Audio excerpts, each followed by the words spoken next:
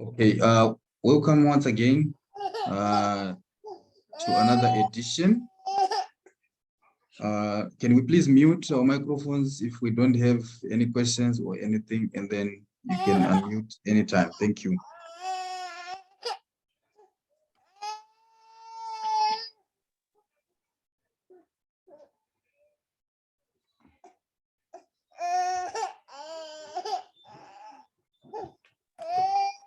Lynette, can you please mute?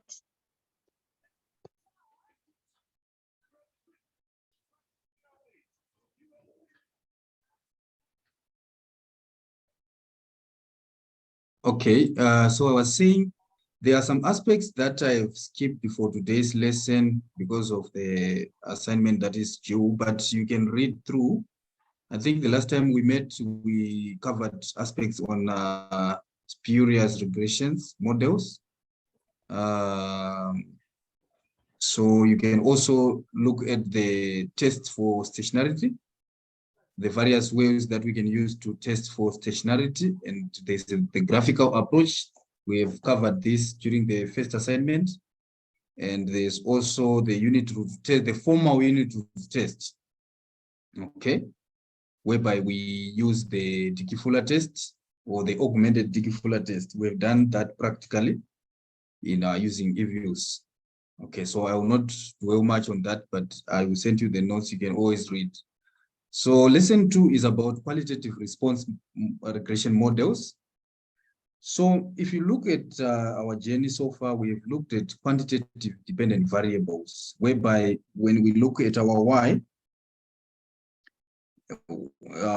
on the left-hand side of our equation, we know that y is quantitative in nature.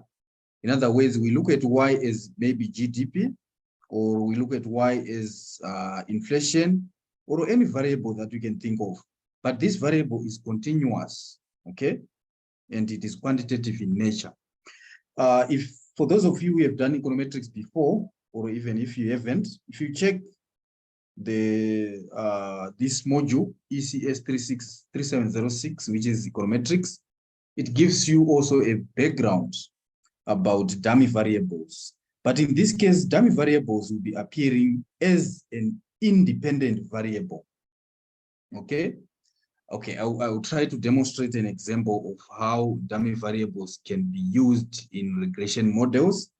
Let's say, for example, you want to understand the effects of gender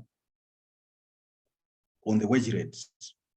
Okay, so you say W is equals to beta 0 plus beta 1 gender G plus B2 EXP, which is experience. All right. So in this case, you can see that you can define your G to be G is equals to 1 when someone is a male, and G is equals to 0 when someone is a female.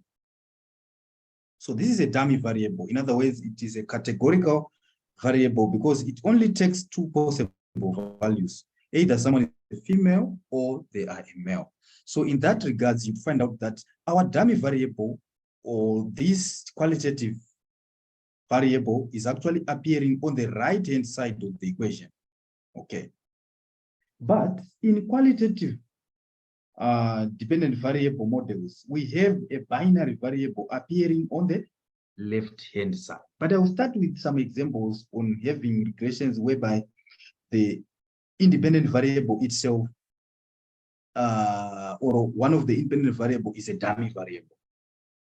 Okay, so what is a dummy variable? A dummy variable is simply a variable that captures qualitative factors like gender, like employment status, either someone is employed or not, like maybe marital status, either married or not married, etc. Okay, so this is just a background of what we are going to see in this lecture. So allow me to continue. So note that dependent variables can also be quantitative in nature. Rather than having our y, which is the dependent variable, we can also have it as a qualitative variable, or it can be qualitative in nature. Okay, so this is the focus on lesson 2, which is what we are doing today. So qualitative response dependent variables also known as limited dependent variables, or they are also known as regression models for categorical outcomes or categorical regression models. All these names, they are used to define what we call qualitative response dependent variables. Why are they called qualitative response dependent variables? Because they are not quantitative, right? They are qualitative in nature. They help us to determine the presence or absence of a factor, okay? Whether someone is employed or not employed, whether someone owns an iPhone or doesn't own an iPhone.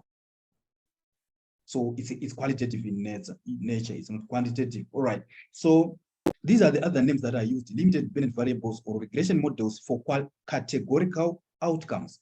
By categorical outcomes, what do we mean? We can categorize our responses, okay? Let's say we want to determine whether someone owns a house or they don't own a house. So a question that we can ask to our participants to say, do you own a house, is to be a yes or a no. So it's categories.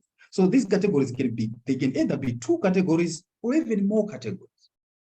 Okay, so why are they called limited dependent? I want to explain this term here. So this why is actually asking about this name that we have, limited dependent variable.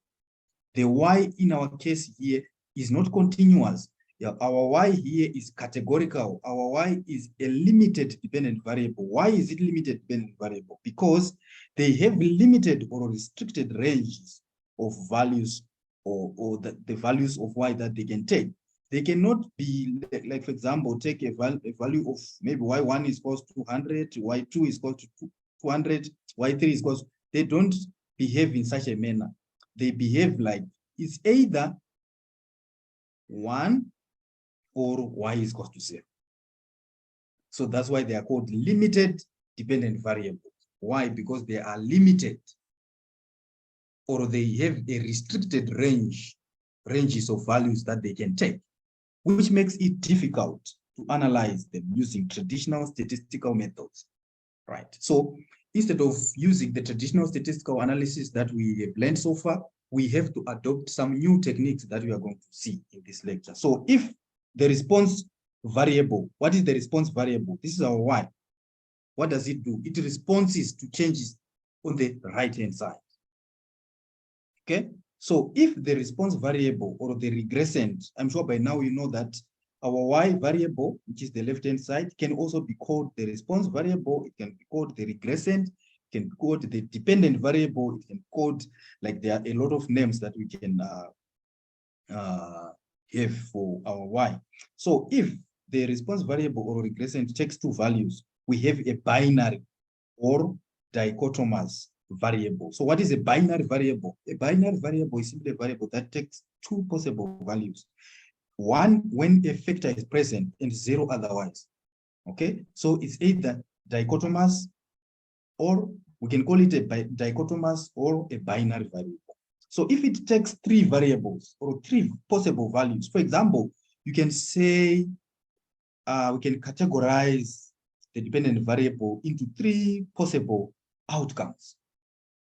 Okay, instead of just having a yes, a no, we can have also maybe a not sure as part of the responses.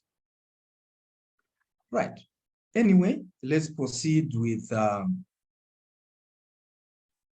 our with today's business. So if it has many responses, or if it takes more than 3, okay, by 3, if it takes 3 responses, we call it a what? A trichotomous. All right.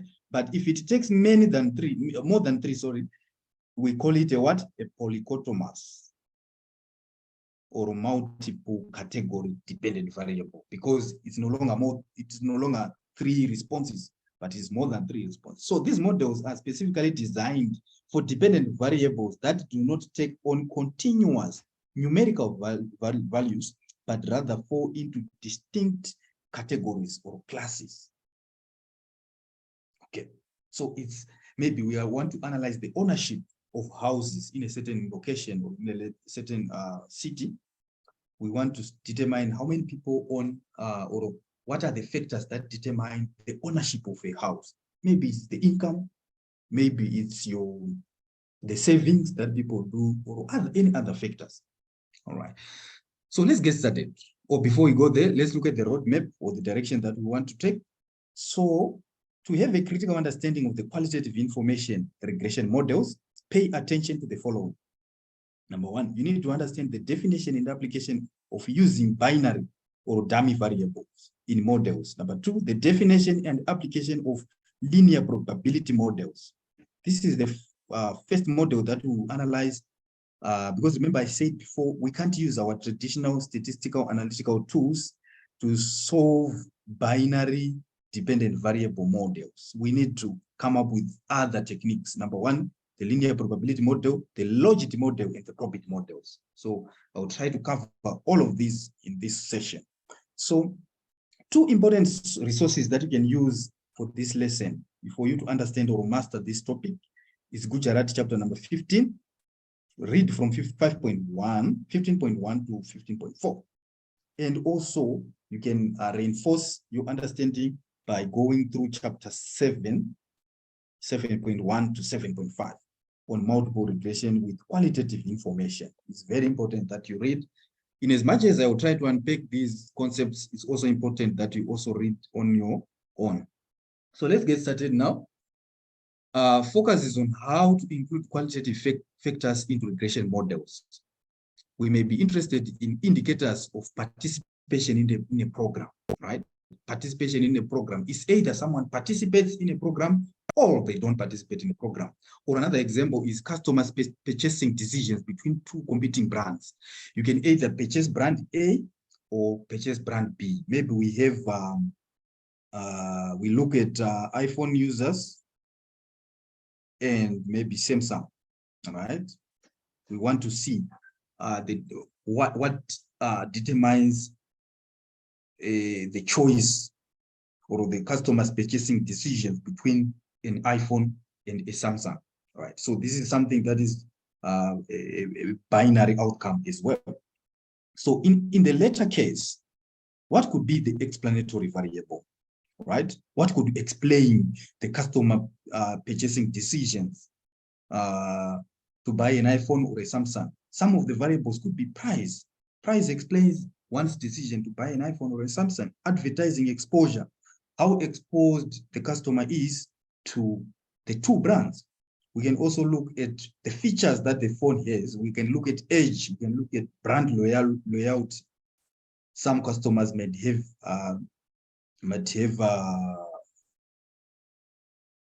categorized as low in terms of their brand loyalty. We have medium and also high loyalty. You understand, right? So let's describe qualitative information first. Let's see what we can do here. So qualitative factors often come in the form of binary information. For example, gender. I'm just repeating this so that you understand. Gender takes two main forms, right? You look at gender in the sense of being a male or a female. And ownership of a personal computer. What other examples can you think of? It's either you have a personal computer or you don't have a personal computer, right? So you can also think of other examples there in terms of qualitative information. So in all these examples, information can be captured by defining a binary variable or a 0-1 variable. So a binary variable is known as a what? A 0-1 variable. Why? Because it takes two possible values. So we call such variables dummy variables in econometrics. So what is a dummy variable? A dummy variable is a variable that takes two possible outcomes, or it's a variable that indicates the presence or absence of a factor, right? It's either one is employed or they are not employed, right? So we want to determine the quality of a variable. We want to determine qualitative information. We want to extract qualitative information. So when defining a dummy variable, we need to decide which event is assigned a value of 1 and which one is 0. So in most cases, you find out that we may define male to be equal to 1 when a person is a male and 0 what otherwise, or vice versa. It doesn't matter whether you say female is equals to 1 and 0 otherwise, or you say male is equals to 1 and 0 otherwise. The issue is about consistency. Once you tell us that in your model, M represents gender, or maybe you say G represents gender, and when G is equals to 1, we have a male, and 0 otherwise, or vice versa. So it doesn't really matter which way you have defined your variable. So dummy variables entail essentially classifying data into mutually exclusive categories such as female and male. But as we are going on, if you have a question, you can always unmute and chip in. And maybe if you have an example that you think you can apply here, it is also good that you highlight. Okay, so a single dummy independent variable. So here, guys, I don't want to confuse you. Remember, we said we can have a dummy variable on the left-hand side of the equation, right? I'll show you how. We can also have the dummy variable on the right-hand side. The focus of this chapter on the left-hand, okay. So I'm starting with the right-hand side, having a dummy variable on the right-hand side, which means now it's an explanatory variable, predicting our dependent variable.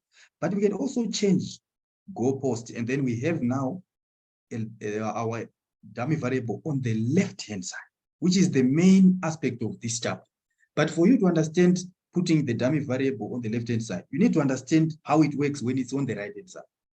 So we start with a very simplified equation, whereby we say, okay, let's look at the first bullet point. How do we incorporate binary information in a regression equation? In a very simple case, with only one or with only a single dummy explanatory variable, we just add it as an independent variable in the equation. For example, consider a wage determination equation. You want to understand what determines wages.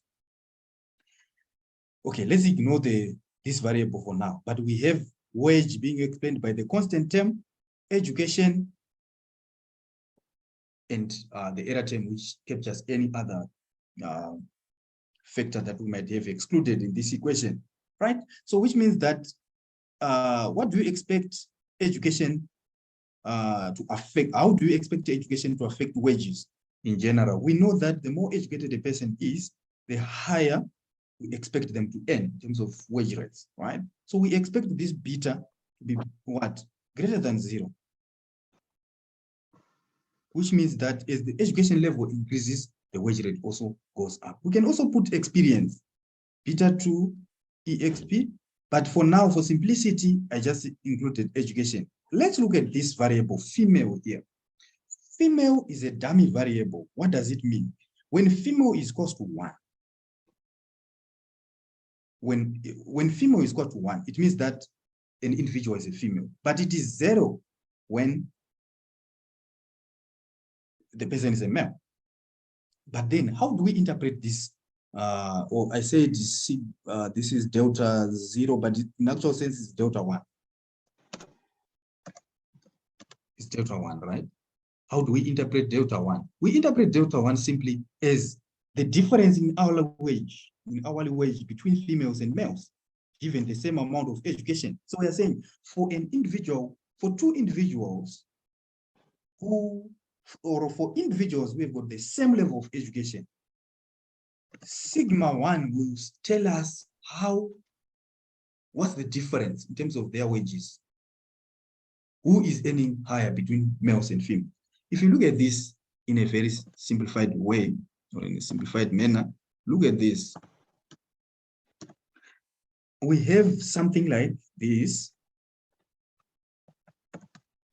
The wage rate is equals to beta 0 plus beta 1 female plus beta 2 education.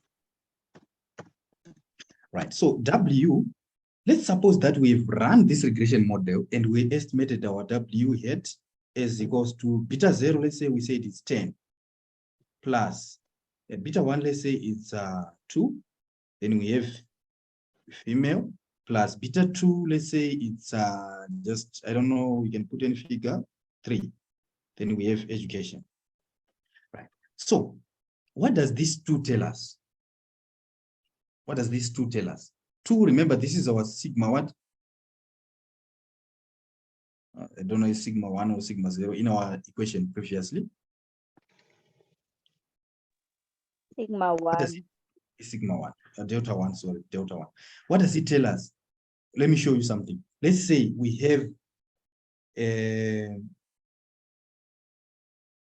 okay, remember, we define female is equals to 1 when someone is a female, right? And we define female as 0 when someone is a what? Is a male. So then, if you are told to determine the wage rate for a female with years of education being equal to, let's say, 10, so our education is 10.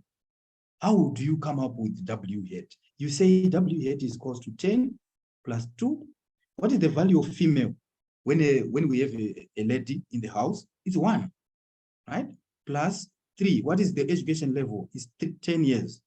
So how do you calculate the wage rate? It's 10 plus 2 plus 30, which is equals to what? 42 rands per hour, right? If it's hourly wage. What? We are done with the a female. What about a man? For a man with the same level of education, it will be what? Can someone tell me? 10 plus 0. 8. What do we get here? 40. 40. What can you say between what ladies are earning and what males are getting? Can someone make a conclusion faster? We don't want to spend much time on this one because this is not part of the assignment, but we are getting there. What conclusion? Females are earning what?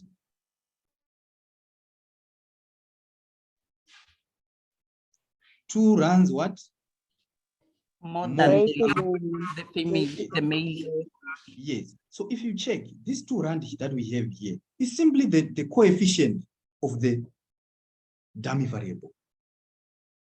So this sigma 1 tell us the difference between what the males and the females are earning. So if you find out that the coefficient of females is negative, even before you work out anything, you know that generally females are earning 2 rand less than the male counterparts. You can even prove what I'm doing here, but I'm just telling you that the sign of this coefficient that we have here tells you who is earning more, depending on how you have defined your dummy variable. If you say the female is equals to 1, then it means that if the coefficient of female is actually positive, it means that they are earning more than males. But if you have defined your female as saying fem is equals to 0 when someone is a female, then the story changes.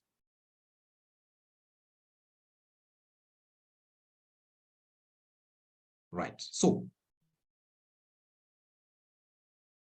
the sigma, I've already told you that the subscript here that we are having, I think we can continue with 1 or 0, but understand that the delta 0 that I'm having here is just this coefficient that we are looking at. So it is the difference in hourly wage between females and males given same amount of education. So it shows us if there is discrimination against women. So when do we know there is no discrimination against women? This delta or the delta 1 must be equal to 0 if there is no discrimination between females and males. The moment this value of sigma, delta, sorry, becomes a certain value, whether positive or negative, it means that there is some discrimination. We don't know, is it against males or females? The results will tell. Okay, so it shows us if there is discrimination against women or not. If, for example, our sigma 1, delta 1, sorry, is actually less than or equal to 0, what does it mean? If it's less than or equal to 0, if it's less than, for instance, it means that females are earning less than what? Than their male counterparts for the same level of education. So let's have a look at a graph in Woodridge figure 7.1, which simply shows us an intercept shift between males and females. Let me show let me make sure if I can just quickly show you this. Woodbridge. Okay, but are you getting the picture?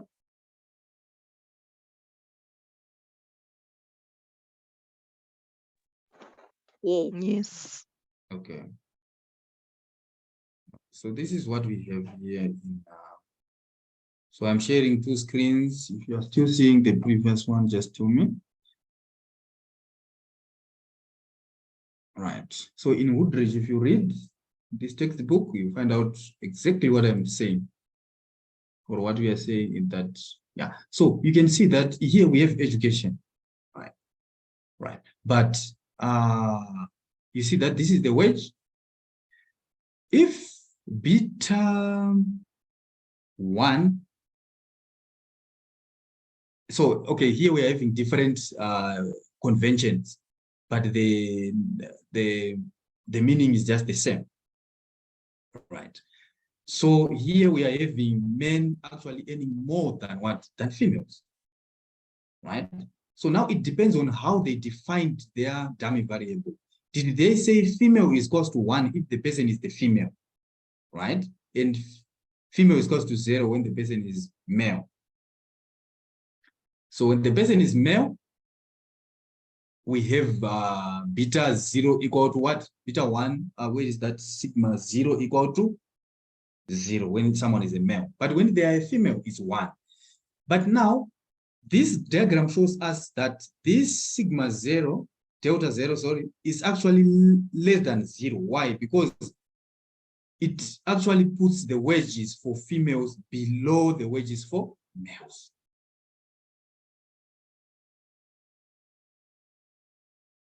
You can read this section so that you can actually master what I'm trying to indicate here. So what we have looked at so far is what we call an intercept dummy variable. Why? Because it simply changes the intercept of our regression equation. So one might wonder, why didn't we include a dummy variable male is equals to 1 and 0 females? All right.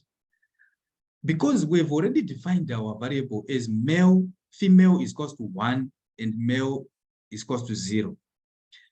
It doesn't make sense to have a replication of another dummy variable that says male is equals to 1 and female is equals to 0 in the same equation. Because the moment you say female is equals to 1, it becomes obvious that when someone is not a female, they are a male. Okay? In econometrics language. So there's no need for you to include, if you have 2 categories, you just include one dummy variable and the other one becomes obvious. So including 2 dummy variables capturing the same categories or the same groups, it will be redundant. So that would be a redundant variable. So the intercept for the male is already beta 0, and that for the female is beta 0 plus what is this? Delta 0. Let me show you what I'm saying here so that I don't lose you.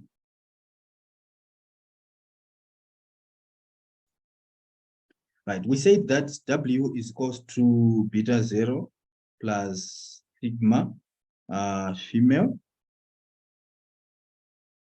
plus, we said let's call this sigma 0 plus beta 1 education. Right.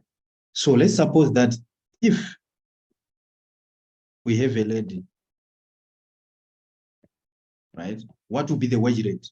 W will be equal to beta 0 plus. Remember, we've defined our dummy variable by saying fem is equals to 1 when we have a lady and 0 otherwise. Right. This is the definition that we are using, but you can interchange them. Doesn't really matter. Okay, but it's fine. Plus sigma 0, 1 for a what? For a female, plus beta 1 education. Then if we solve this, we get our beta 0 plus what? delta 0 plus beta 1 education. But we know that these are constants, right? So we can easily bring beta 0 plus together plus beta 1 education. So this now becomes our constant term. Okay, what about for a man? For a man, we have our female variable being equal to 0, right? If we substitute in our equation, we have W is equal to beta 0 plus sigma 0, 0 plus beta 1 education, which is equals to beta 0 plus beta 1 education. So what is the difference between the two? The constant term for the male wage or for the male equation is just beta 0. But for the female, it is what? Beta 0 plus this delta 0. Which simply means that, remember, what does the constant term tell us? It tells us that for someone without any level of education, if we put education is equal to 0, someone will earn beta 0, right? A man will earn beta 0, right? But for a lady, for someone who has got no education at all, they will earn beta 0 plus, right? But now it will depend on, females going to be earning more than males. Now it depends on the sign of this what? If it is less than 0, which means it is going to subtract from the beta 0 that we have, which means ladies will be earning less than the male counterparts. Otherwise, if it is greater than, then it means that this delta 0 is actually adding to what the males are earning, which means females will be earning more than their male counterparts, which is, I don't know, the gap, I don't know nowadays, but maybe it's closing as we go. But back then, if you go 20 years back or even 35 years back, wage discrimination has been prevalent. I don't know about now. What can you say regarding discrimination against based on gender? Is the gap closing or it's actually widening?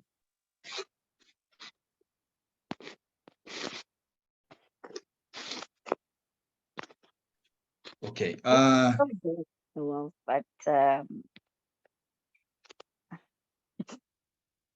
because they've made salaries being a secret, it cannot be proven that it's actually closing or not, because they say it's confidential.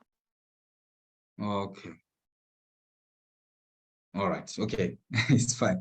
Let's move on. You can also debate about that and actually check researches that have been done recently if you can get any significant outcome on that.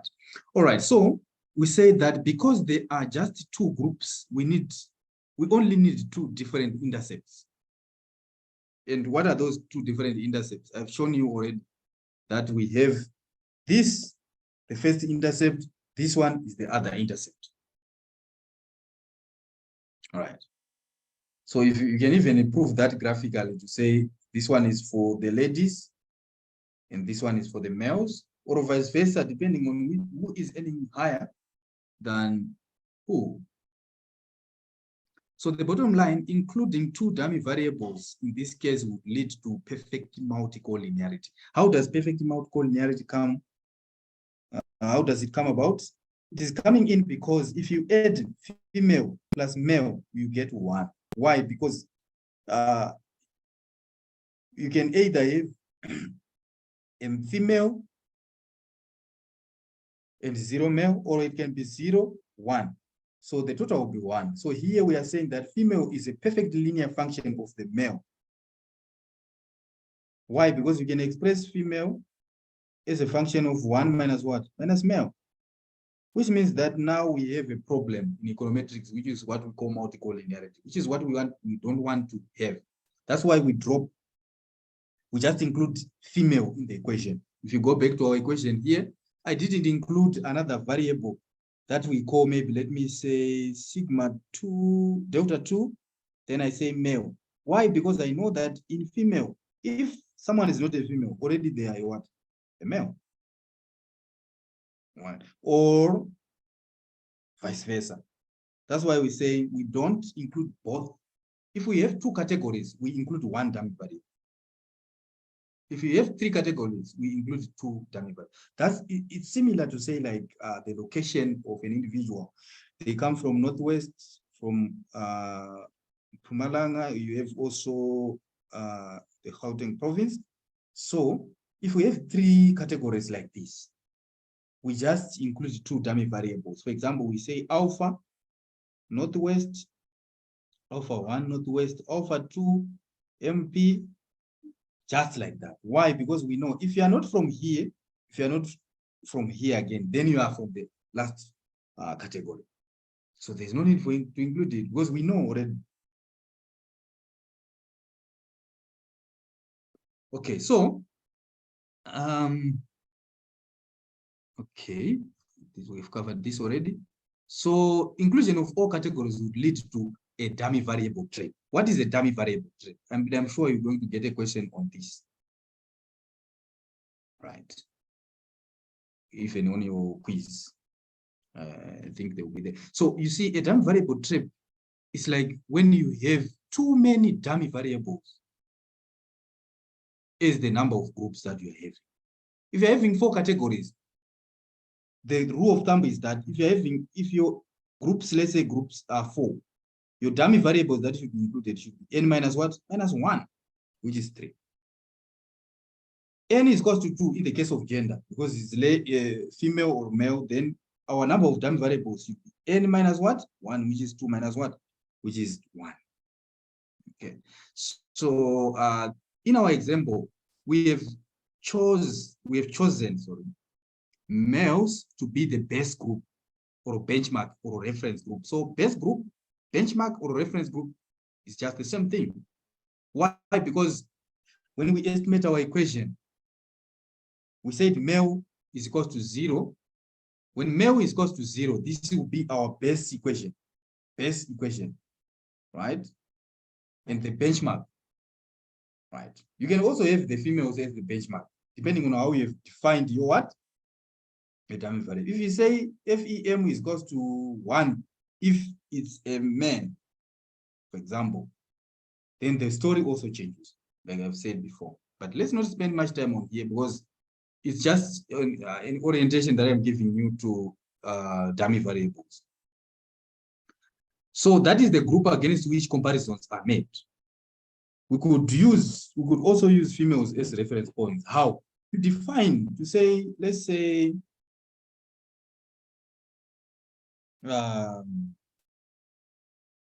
is equal to 1 for a what?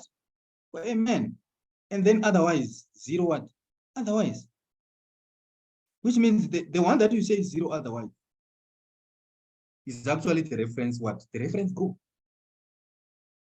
Okay. Right. Let's move on. Oh, sorry.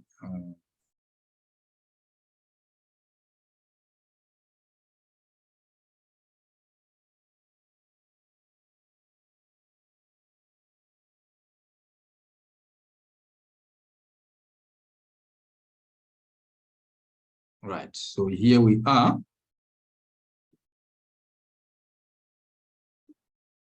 All right. So we've talked about the all right. So this is what I was saying to you guys to say, okay, let's say we want to have an alternative representation or alternative presentation.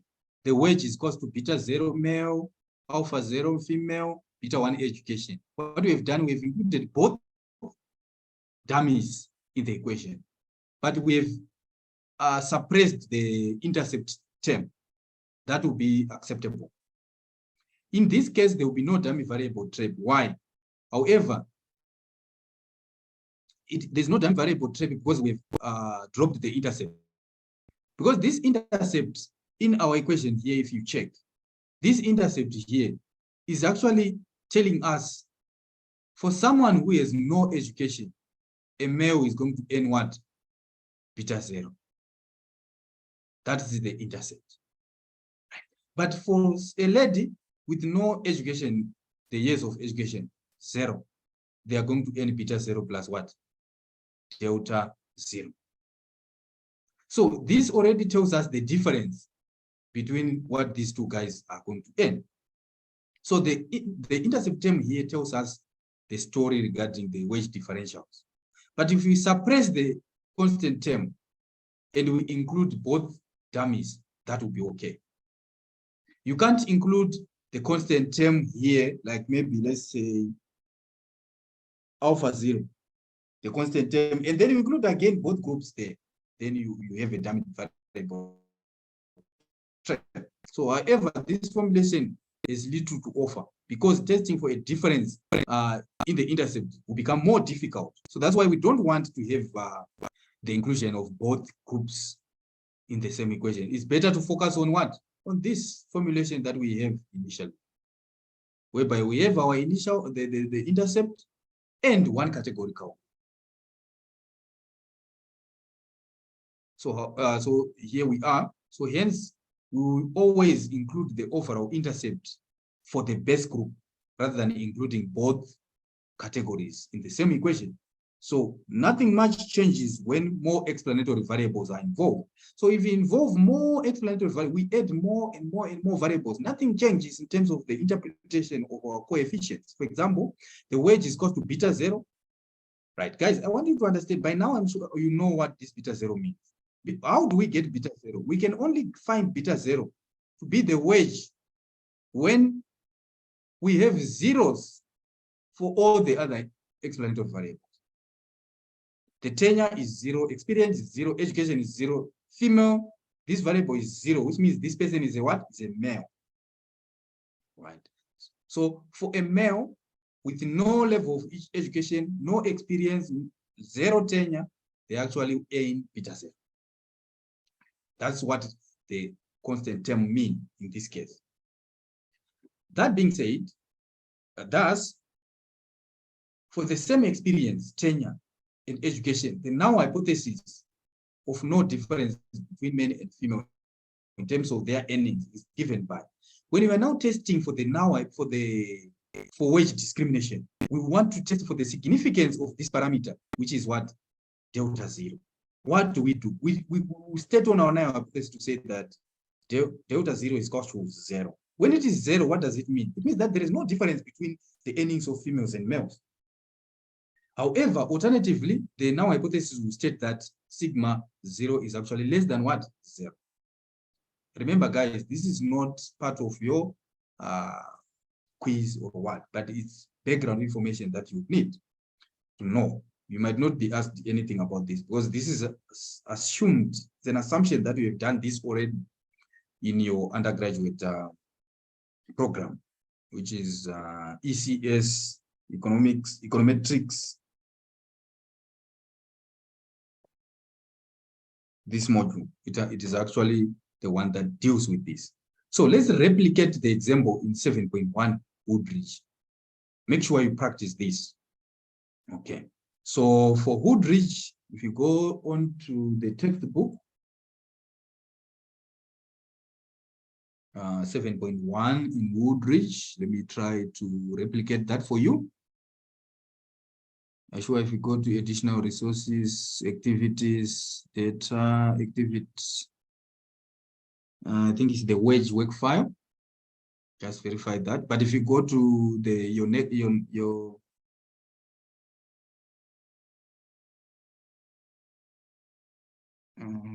okay. I don't know what's going on here.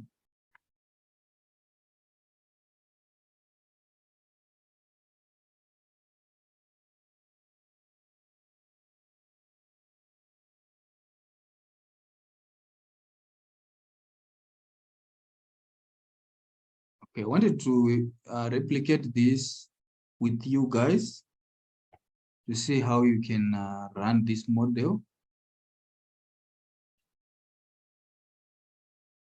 Okay, but anyway, if it takes much time, then it's fine.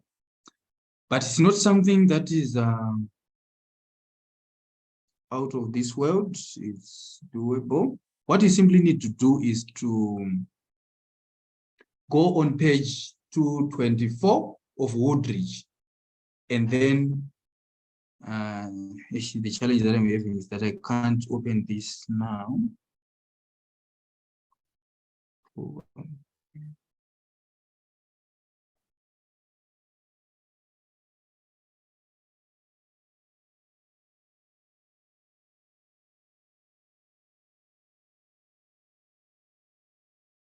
All right, no, it's fine. I will not do it now. Let's proceed. But if you have any questions, I can assist you regarding how you can do that. But it's very simple, because if you go on page 221 of Woodridge, you find that there is a house wage equation, whereby if you open that work file that I was showing you, if you click it, it will take you straight to eViews. And then when you are there, you simply need to click the dependent variable, you click your constant term, you click your female variable, or all the other variables. Then you open as an equation, or you run the least square regression model. Then you need to see if you get the same results that Woodridge got. Okay, I wanted just to demonstrate, but it's unfortunate that my eView is acting up here. But that doesn't stop us from going. Right, so this is the interpretation of the wage, the hourly wage equation, which I believe I can show you here on the show you the outcome.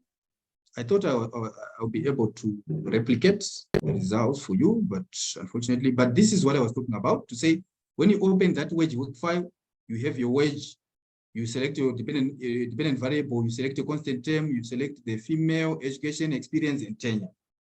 When you run the ordinary least squares, you should obtain the same results as here.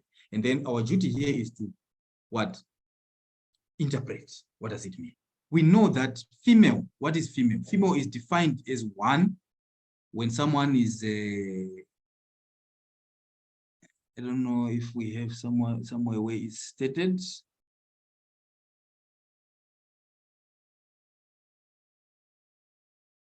Okay, the coefficient on female is interesting because it measures the average difference in hourly wage between men and the women, a man and a woman. So we have the same levels of all these other variables that we have in the equation.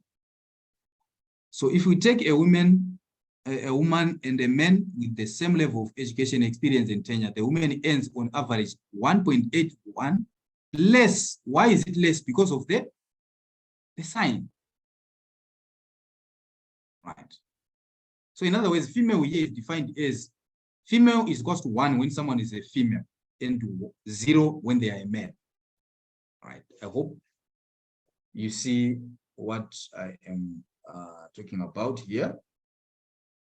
This is what I was reading. Right. But you can also read this. It's very interesting and actually intuitive for you so that you can master this topic. And remember, we haven't done anything so far regarding today's assignment. So let's look at the effects of computer ownership on college, the effect of computer ownership, right? So core GPA is the college grade point average, which is your average grade on your degree. So it is made up of beta 0, delta 0, PC, beta 1, HSGPA. HSGPA is simply the high school grade point average. We also have B2 ACT. What is that? I think it's defined as the achievement test score.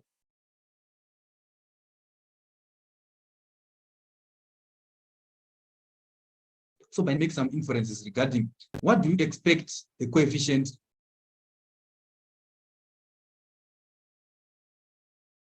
Okay, I think my internet is unstable, but are you able to hear me?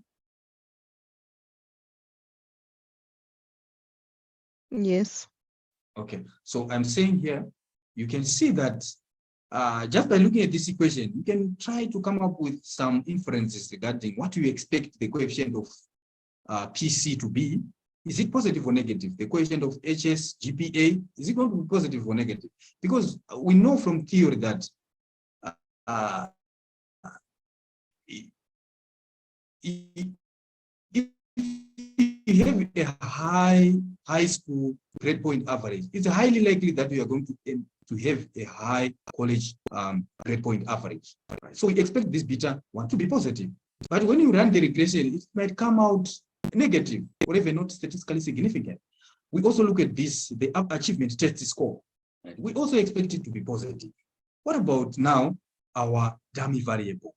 What is a dummy variable? Our dummy variable here is PC, which is equal to 1 when someone owns a PC, right? A personal computer, and 0 otherwise. If you don't have a personal computer, we allocate a 0 on that as a value for that particular individual.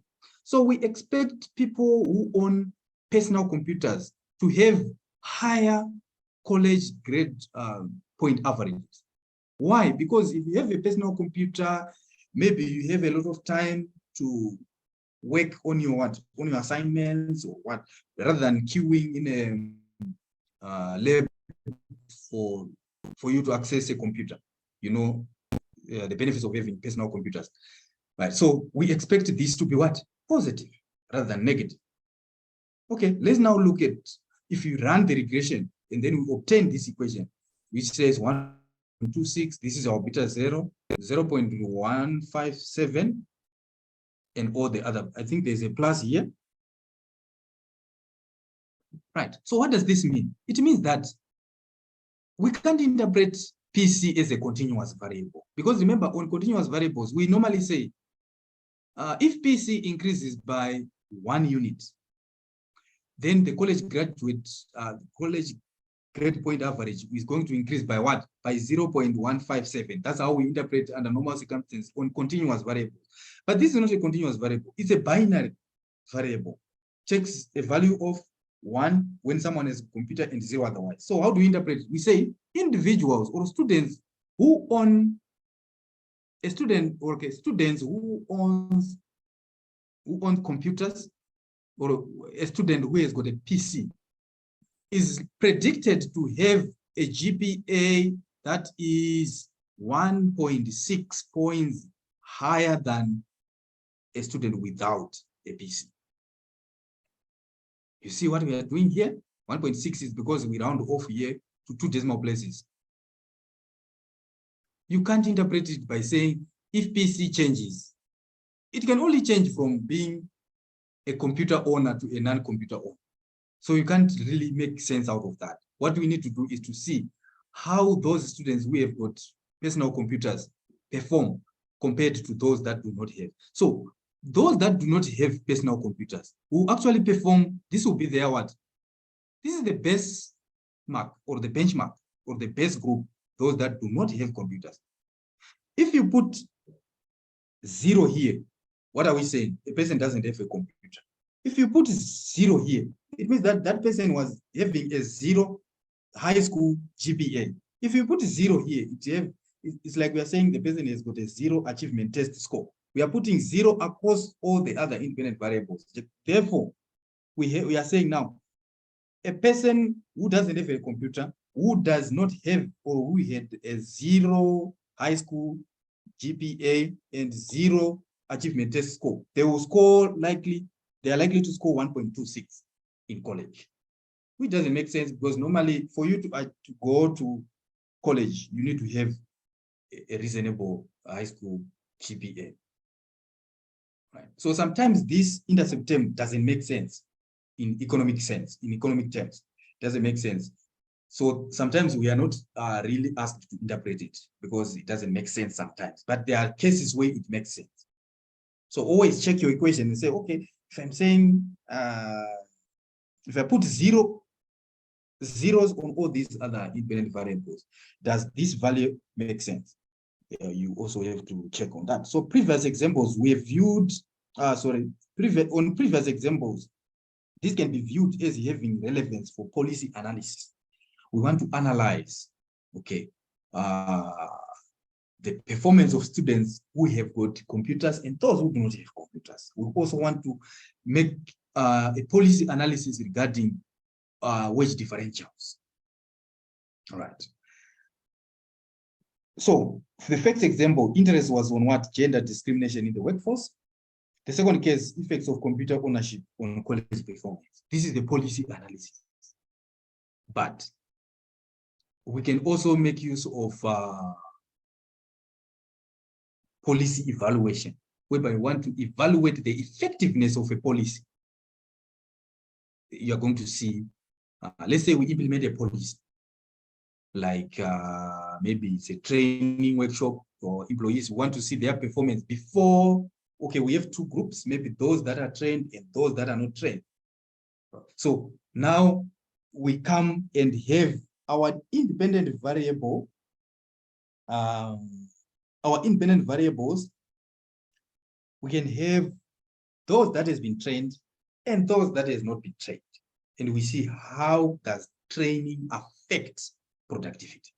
That's another case as well. All right. So interpreting coefficients on dummy explanatory variables when the dependent variable is log y.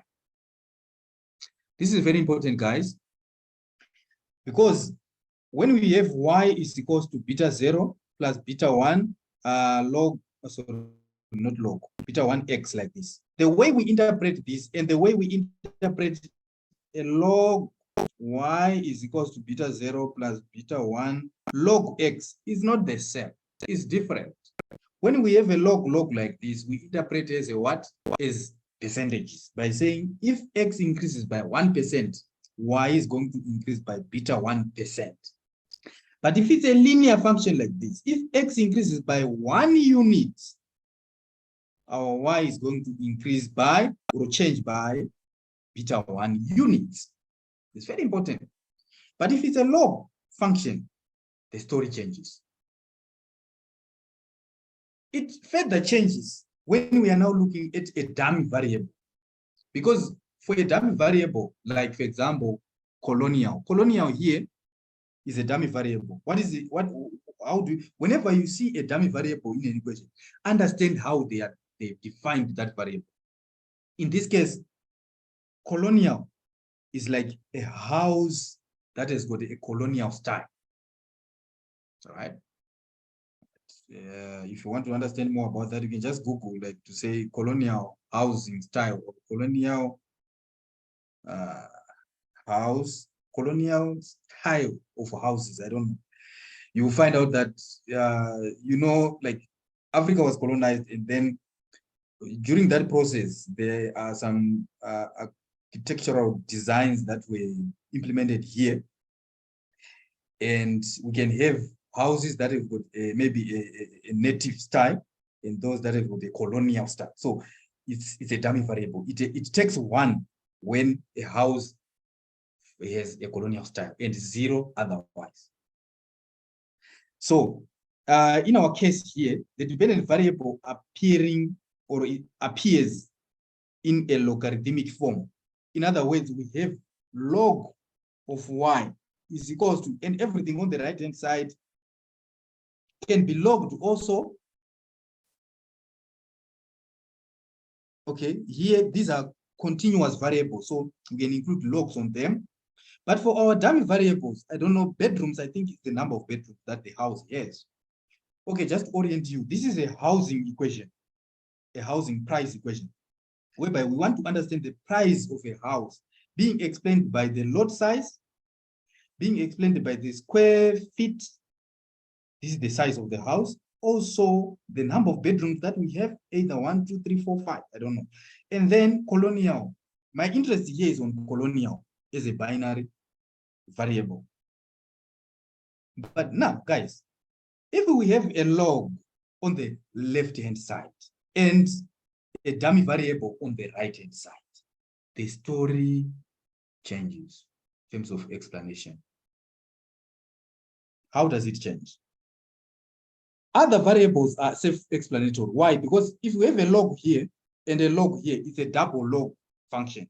And we explain in terms of percentages by saying if the lot size increases by 1%, then the price of the house increases by 0.168%.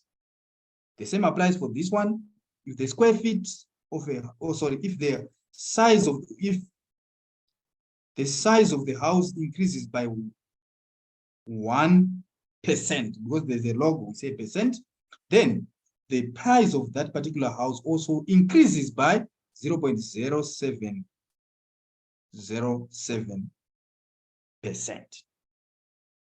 So that's why I'm saying for all the other variables, it's self-explanatory. If you don't know how to interpret logarithms and linear functions, you need to revisit some of the materials that I've posted, I think, for ECS3706,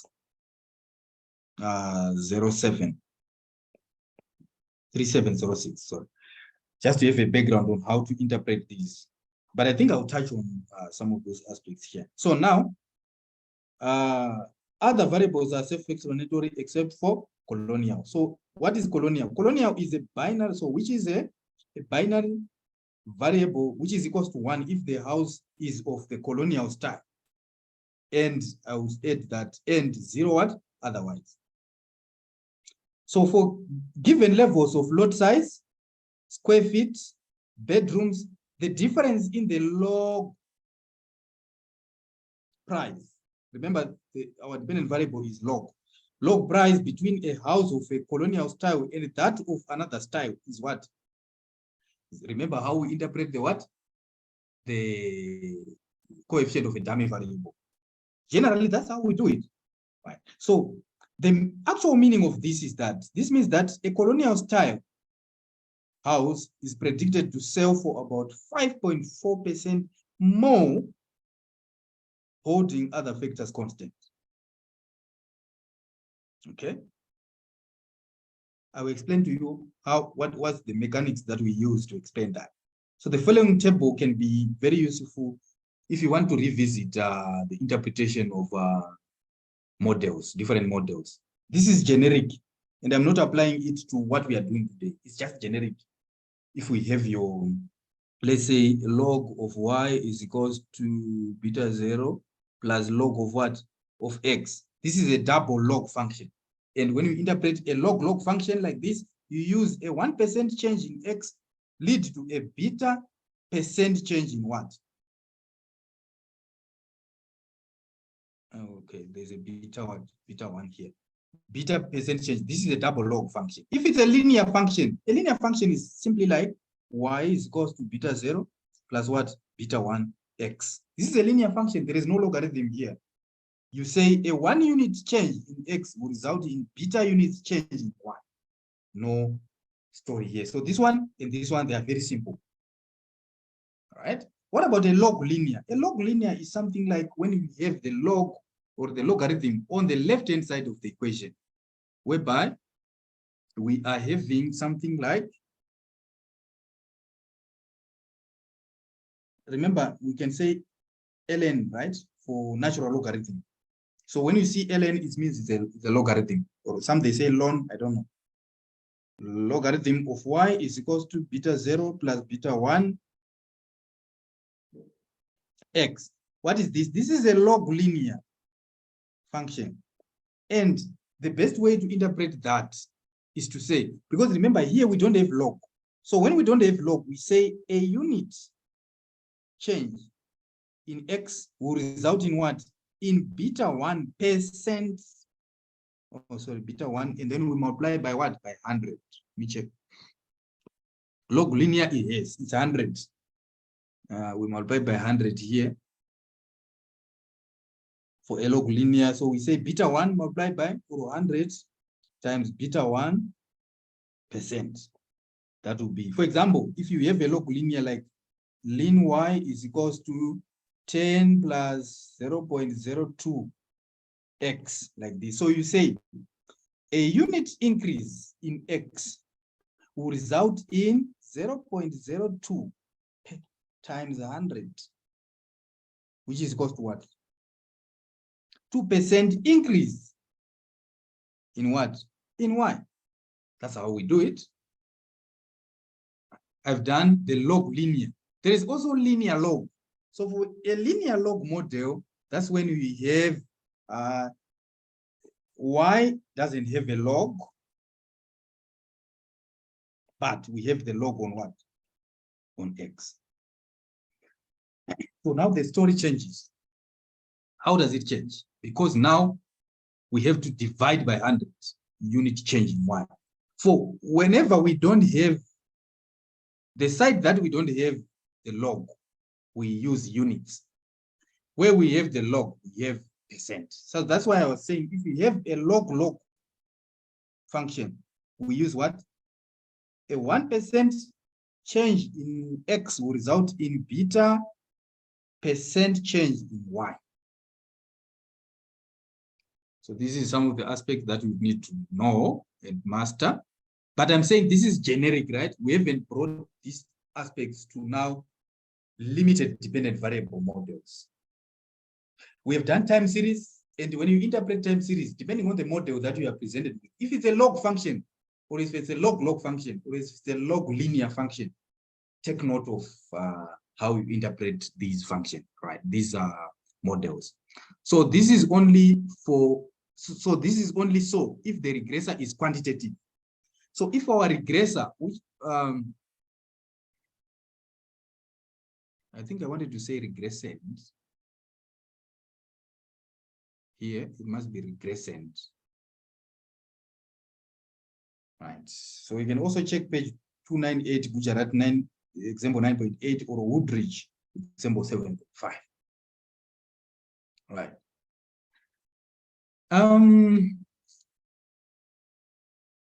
So for semi-log, now, please take note. From here, I brought you back to our dummy variable approaches. Dummy variable. So when you have a dummy variable on the left, on the right-hand side, like what I've indicated here, how do you interpret coefficients on dummy explanatory variable when the dependent variable is log? So we have a log on the what? We have a log on the log y. Let me just say ln y is equals to beta 0 plus alpha 1, I don't know. Then we have gender, or we have female, like what we have been doing before, plus, and then other explanatory variables, which can be quantitative or even dummy variables as well. But let's just focus on here. In this case, how do you interpret this alpha 1? Because remember, if we don't have the logarithm, it's simple, because you simply say, if our y, let's say, is the wage rate, simply say, depending on how you have defined your dummy variable, if you say female is equals to 1 for a female, depending on this sign of your coefficient, if it's positive, you would say females are earning alpha 1 higher than what? Than their male counterparts for the same level of education or same level of all the other independent variables that we have here.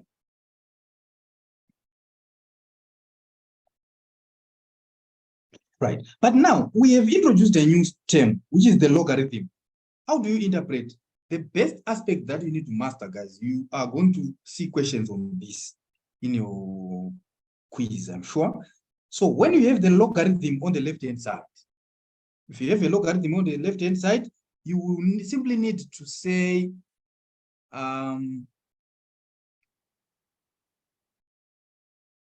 you simply have to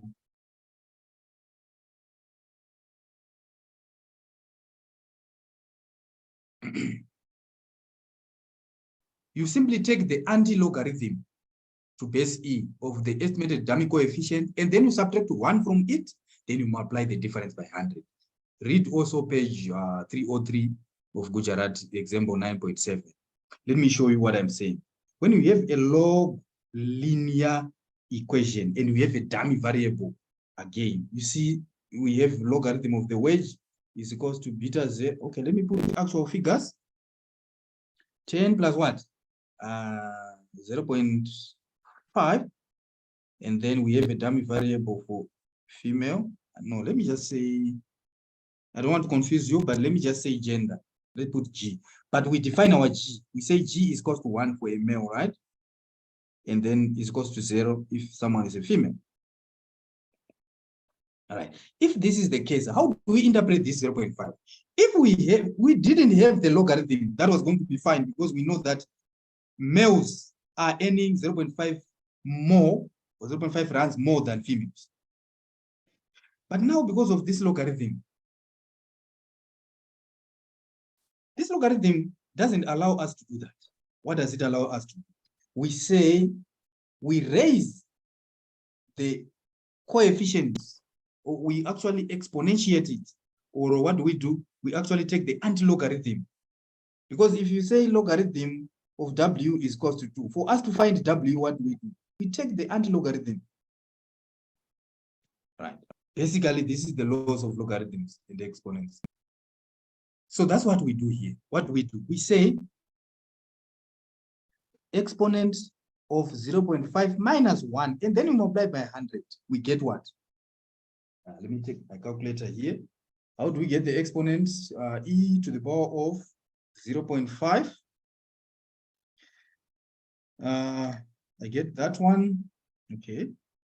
And then I subtract 1, and then I multiply by 100. I'm getting 64%. What does this mean? It means that males are actually earning 64% higher than females. You see how the story has changed because of simply this logarithm that we are having here. So when you see the logarithm and you have a dummy variable on the right hand side, use this formula. Let me put the generic formula. Is equals to beta 0 plus beta 1 G, for example. G is our dummy variable. How do you interpret this? You simply interpret it by saying exponent of B 1 minus 1, and then you multiply the difference by what? By 100. And that will be the percentage difference between the two groups. It can be computer owners and non-computer owners. It can be male and females. It can be employed and unemployed people. So this is what I was saying. For semi-log, in dummy variables, when you have a semi-log, the logarithm is on the left-hand side and the dummy variable is on the right-hand side. What do?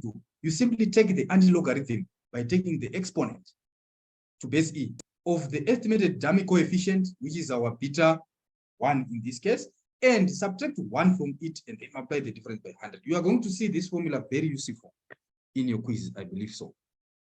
If I have time, let me quickly take you to one of the quiz outcomes. I think maybe it's going to be helpful for you.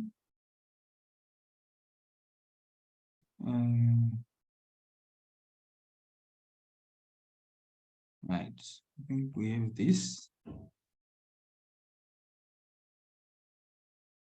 Right. No, this is the logit model. We haven't covered that so far. Right. Exactly.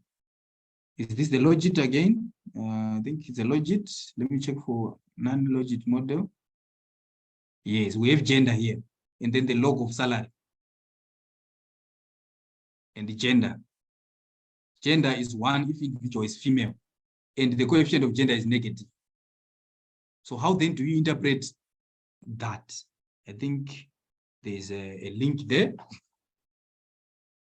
Let me try to solve it for us. It's unfortunate I can't write here.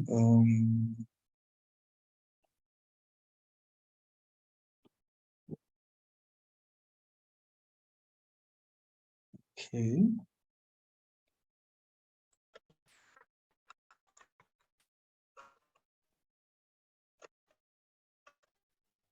Okay, so I wanted to show you that already we have our beta there. Our beta is what? Is negative 0.123, right?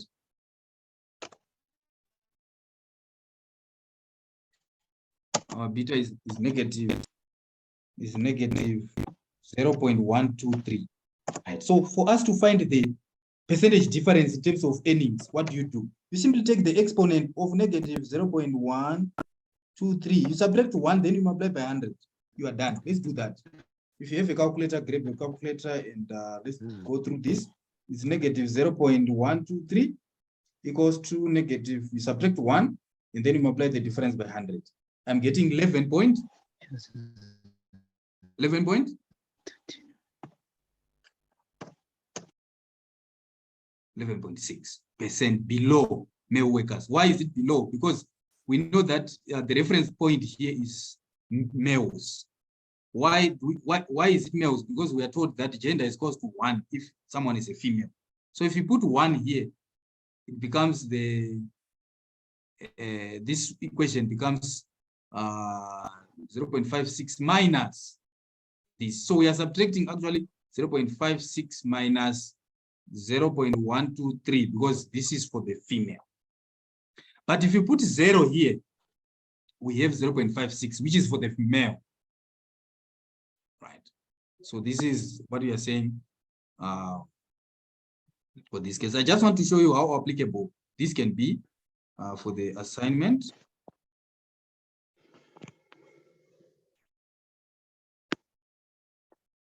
Right. So we can also have interactions of dummy variables, whereby you have an equation like this: alpha 1, alpha 2 female, alpha 3 non-white, plus B education. Right. And then you can have an interaction between non-white and female. We want to see alpha 3 is the differential effect of being a female non-white. Right. We don't want we don't want only to see the wage differentials for females and males, for whites and non-whites. We don't want that. We want to see if someone is a female and non-white, how is that going to be different from a male, a female white. You understand? That's why we are interacting the dummy variables here. So this is the interpretation. We know this one is the differential effect of being a female, differential effect of being non-white, differential effect of being a female non-white.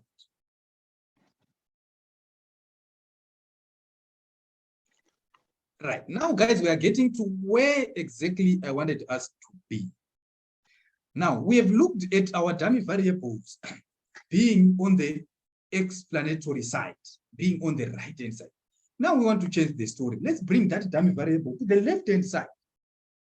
So far we have considered models in which the regressant is quantitative. We have looked at wages. Wages are quantitative. We have looked at grade point averages. It's a quantitative variable. But what if it's a qualitative variable that is being explained by something else on the right-hand side? Now we have limited dependent variable models. We now have what do we call them again? We have limited dependent variable models, or we call them binary dependent variable models. So, but there are occasions where the regressant can also be qualitative or dummy. For example, the decision of a worker to participate in the labor force. The decision to participate is of the yes or no type. You can also find a question on the quiz about dummy variables being of the form yes or no, or binary outcomes being of the form yes or no. So so you're saying the decision to participate is of the yes or no type. Yes, if someone decides to participate, and no otherwise. So the decision to participate in the labor force depends on several factors. What are some of those factors that can determine someone's participation in the labor force? We can also look at factors like what? Your decision to be part of the labor force. What determines that? Quickly, I'm sure by now you know how to select variables in an equation, because you can also be asked to, you can be presented with the situation, and then you are asked to come up with a model out of that situation. So now I'm saying we have a situation whereby we want to model participation in the labor market, whereby participation in the labor market, we say Y is equal to 1. When someone participates, and y is equal to 0 when someone does not participate. But this is the left-hand side of the equation. We also need to determine the other side. We say beta 0 plus beta 1. What is the first factor that you can think that you think can have an impact on someone's decision to participate in the labor market? What explains labor market participation rate? Wages, salary. Okay. Plus beta 2. Gender. Does it really matter? I don't know. Does it really affect, or maybe marital status? I don't know. Let's think of other factors that can also be considered when someone is deciding whether to be part of the. Okay, I'll leave that for you to think through. Let's move on to yeah, so this is a homework also to think about that. So can we still make use of ordinary least squares to estimate regression models where the regression is dummy? What is a regression? This is the left-hand side whereby we have this aspect now. So our variable is no longer continuous. What we are having, guys, now is something like this. Remember when we were doing time series, we had columns, right, for the dependent variable y, whereby you populate it with your figures. But in this case, now we simply have 1, 0, 0, 1, 0, 0, 0, 1, whatever, continuing like this. And then on the other explanatory variables, which can be x1, x2, in our case, we said wages, which can be 10, 12, 5, 6, whatever. And then another variable, which is marital status, which takes two variables, values 0, 1, or whatever. And we have other explanatory variables as well, which takes different figures depending on which explanatory variable you've included in your model. So the thing is now we just have 1 zeros and 0, 1 on the left-hand side. So it's very difficult for you to make use of ordinary least squares. So we need to think of other techniques to make use of in this case. Yes, mechanically, we can use OLS, but there are several statistical problems that one faces in such a model. Let's start our analysis with the linear probability model, which is the LPM.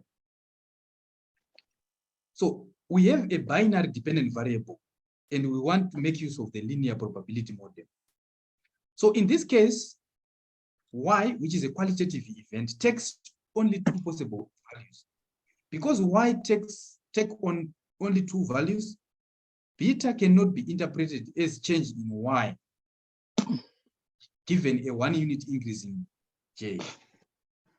Y either changes from 0 to 1 or from 1 to 0, or does not change. For example, look at what I have here. Right. Here, Y is changing from what? From 1 to 0, it stays there, and then 1 changes to 0. So this is what we are looking at here. So we might not get like meaningful results when we interpret it as a quantitative variable.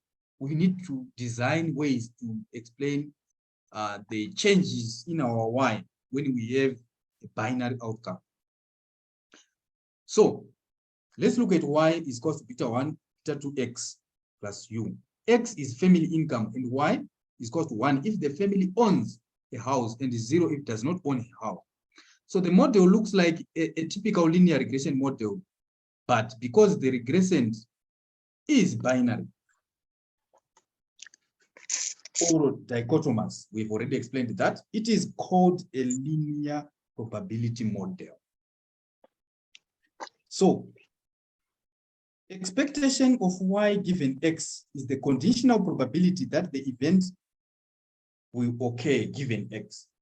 What are we saying here? This is the conditional probability that Y will occur. In other words, what is the event? The event is someone owning a family owning a house. So we are saying the probability that a family owns a house given X variables, which can be your income, savings, like wealth, etc., explaining house ownership. Okay, let's just quickly list the other factors that affect house ownership. Okay, we know that house ownership depends on what? House ownership depends on what? Come Income. on, guys. Income plus beta 2, another variable that explains house ownership. Your expenditures as well. Okay, so Right. if your expenditure, Marital is, status. That's one. how does that affect house ownership? If you are married, Well, if you're married, you can the probabilities are higher because the income is higher. There's two. assuming that both partners are working or what, or just in general. Assuming both partners are working. Okay, so now we have a lot of assumptions, but it's fine. Let's say marital status, MS. What are the factors that affect house ownership?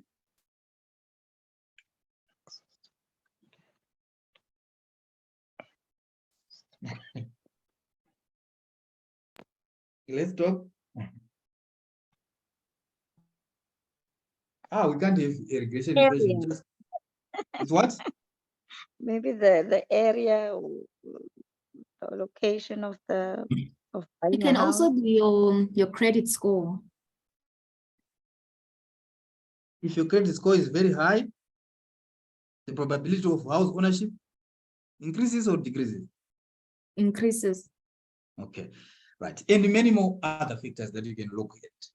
So here we are saying now, instead of, because we said y doesn't change like from 1 to 2 to 3 to 4 to 5 going up, or like in quantitative terms, it just changes from one value to another. It's either 1 to 0 or 0 to 1.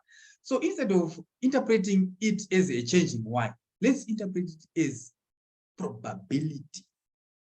Someone has mentioned the aspect of marital status having an effect on the probability of house ownership.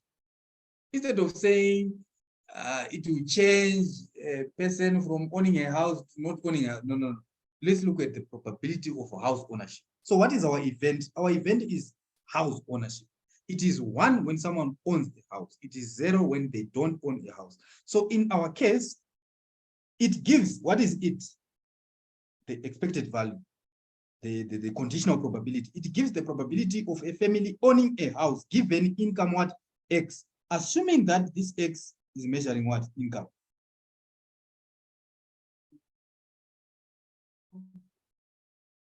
Okay, so let's look at the probability distribution of Y. Pay close attention on this question, because I'm sure there was a simple question on what? On I think they were saying, okay, it's gonna take us time, but just be patient.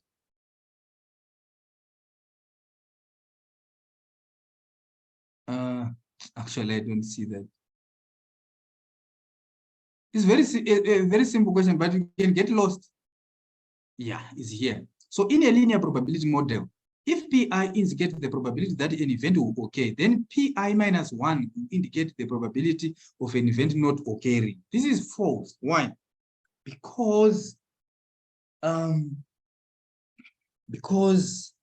when you are given, when PI is the probability of an event occurring, then the probability of remember, probability always adds up to 1, right? So if PI is the probability of an event occurring, then the probability of an event not occurring is 1 minus PI, not PI minus 1. You see the tricky. You can just quickly see PI and 1, then you think it's the correct answer, when it's not.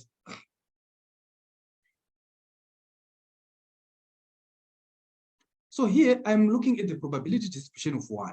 So here I have the Y values, the possible values of Y, the possible values which can be taken by Y. Y can either take 0 or 1. But we said that the event that we are looking at here is what? The Income. No. The event that we're looking at here is the house ownership. Remember that. So, and we said probability of one owning a house is what we are saying 1. Y is equals to 1 when someone owns a house. That's why I'm saying if we define PI to be the probability of house ownership. Okay, let me just write quickly. So let PI be the probability of what? House ownership. If that is the case, then if Y is equal to 1, it means that the person is owning a house. What is the probability of having a family owning a house? It's PI, like what we've defined here. What is then the probability of not owning a house? It is 1 minus PI, because remember, probabilities always add up to 1. So if you have PI plus 1 minus PI, what will be the total? It's what? What is the total? What is the total?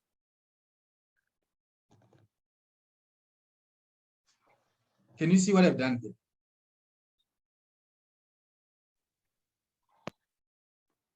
Yes. If you sum up probabilities, you get 1, right?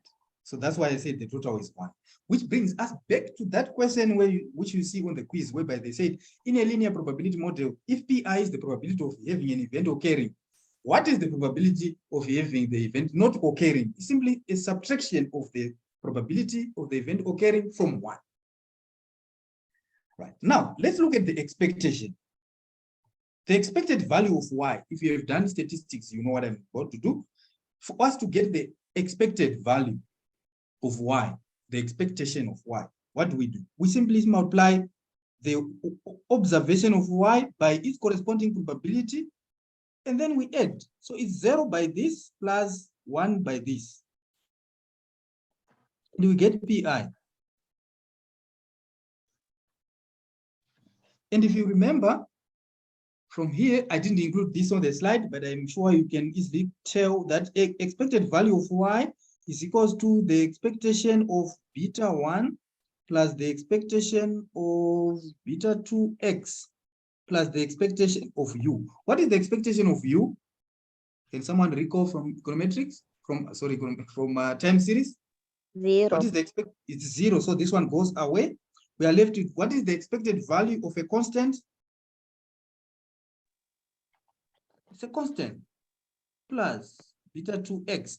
So in other words, the expected value of Y is actually equal to beta 1 plus beta 2x. Okay, so if the expected value of Y is equal to PI, therefore it means PI is actually equal to beta 1 plus beta 2x. Because the expected value of Y, we've calculated it using different things, so we can easily equate it. So in other words, our probability of success, the probability of house ownership is actually equal to beta 1 plus beta 2x plus, oh no, the error term is gone, because 0 on average. So that is what brings us to this condition, that probability of house ownership is simply equal to beta 1 plus beta 2x. From here,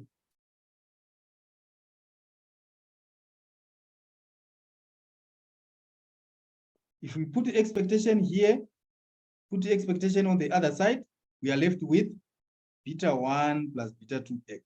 That's why I'm saying here, if we calculate the expected value of Y using the probability distribution of Y, we have our PI. So PI is equal to the expected value of Y, but the expected value of Y is also equal to beta 1 plus beta 2x, which is actually, it actually makes sense to equate the two because it's the same thing. So since the probability PI must lie between 0 and 1, the following holds. 0 is less than or equal to the expected value of Y less than or equal to 1. What are we simply doing here? We are simply restricting the probability to be between 0 and 1. We can't have negative probability. We can't have probability above 1. That being said, look at this. This is the expectation. So I can really, I can simply rewrite this by saying PI is less than or equal to what? 1. Because this is the probability, which is the same as the expected value. I've introduced you to the linear probability model, but the LPM poses several problems. What are those problems? Let's look at them one by one. The residuals or the disturbances, which is the UI, is not normal. That's why we call them the problem. The first problem is the non-normality of the disturbances, the non-normality of the error terms. Why? We're going to prove that and show you why is it that, why is it so. So there's also the problem of heteroscedastic variances of the disturbances. These disturbances do not have constant variance. The variance varies. You know, for OLS to produce unbiased estimates or efficient estimates, we assume that the residuals should be homoscedastic. Like homoscedastic, you remember, like this? We don't want errors that behave like this.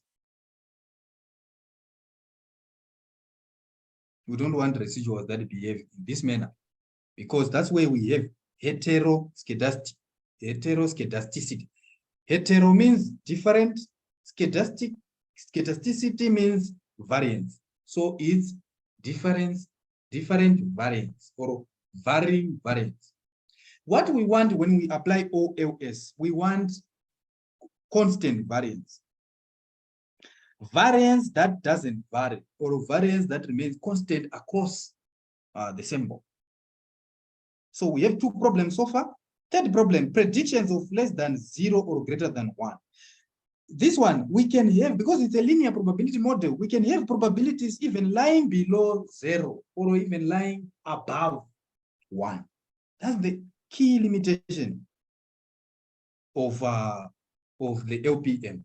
Because when you estimate, like for example, let's say we have PI is equals to, okay, remember we said the expected value of Y given X is the same as the probability of having an event occurring, house ownership, is equals to beta 0 plus beta 1 X, right? It's fine. Let's say we have run the regression model and we obtain our beta 0 as what? As 0.2 plus beta 1, let's say we have it as 0.3, and then X, right? Now, let's say we want to estimate for a household that has got an income of $1, for instance. What would be the probability of them owning a house? It's simple. We substitute, right? We put 1 there. Then we get 0.5 probability of them owning a house. What about if it's 2? The income now is increased to 2. What happens is 2 by this 0.6 plus 0.8. What do we get? Oh, sorry, 0.6 plus 2, 0.2, it becomes 0.8. What if it's now 3? The income is now $3. 0.9 plus 0.2. Now we have 0.9 plus 0.2, which gives us what? 1.1. This probability is above the 0.1 restriction or 0.1 range, which is a limitation of the linear probability model, which means we need now to develop other models that we can use that will make sure that this restriction is maintained. That's when we introduce the logit model, the probit model, or the logit, the probit, and this is the third one. Okay, just slipped my mind, but I will recall it, the probit model. But at this level, I don't know if you are doing the probit model. I just know that you are doing the LPM, you are doing the logit model, you are also doing the probit model. But there's also the probit model. Okay, let's not worry about that at the moment. But I'm explaining to you the problems that comes with the linear probability model. Because the linear probability model, it simply tells us that probability of house ownership or the probability of an event occurring is simply a linear function of our X variable. Remember here I've just included 1X, but we can have even more.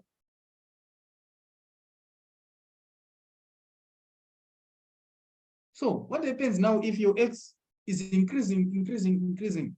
The probability will also continue to increase, given that your beta 1 is positive. If it's negative also, as your X is increasing, your probability will be falling, depending on your nature of your X variable.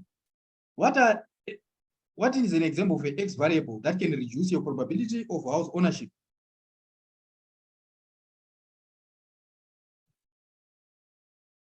an example of an X variable or an independent variable that can reduce your probability of house ownership? Can you have an example? A negative credit score, like my other classmate said. So a negative credit rating, if your X is a negative credit rating. Okay, but now, okay, how do you explain that? Because so if X is a negative credit rating, when X is increasing, are you getting better in terms of a credit rating or it's worsening?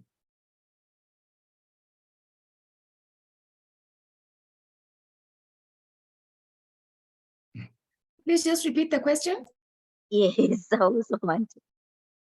Okay, no, I'm saying you said X, let's say X is a negative credit rating. So when X is increasing, is your credit rating getting better or is actually worsening?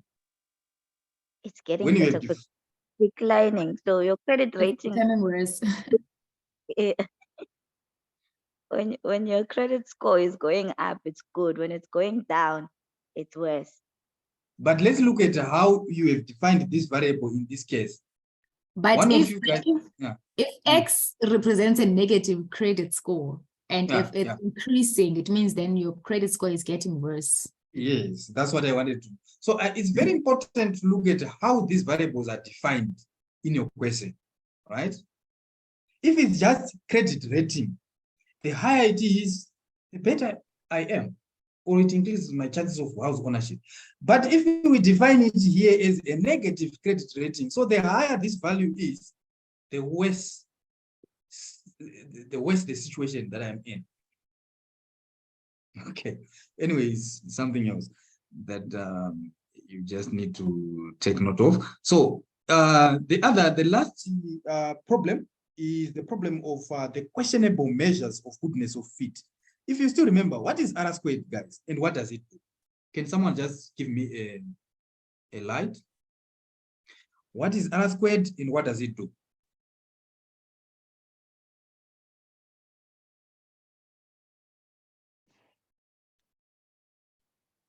And now there's silence in court. Okay, so R squared is a measure of goodness or fitness, right? R squared is a measure of goodness or fitness. It measures how well our model is fitting the data. It measures how good our model is. It is a goodness of fitness. The word itself tells you, the naming itself, goodness of fitness, goodness of fit. How good is the fit? We can't say that we have a good model. You can't say you have a good model when you have a situation like this. I've always repeated this over and over again.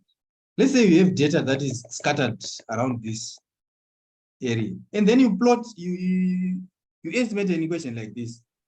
This is a poor fit because this line is actually doing nothing there. Our equation must be like, sorry, maybe at least, because it is as close as it can be to the data set. So this is a poor fit. This is a good fit. It might not be good, but it's a better fit. Okay, I don't know. Okay, so when we have binary outcome dependent variables,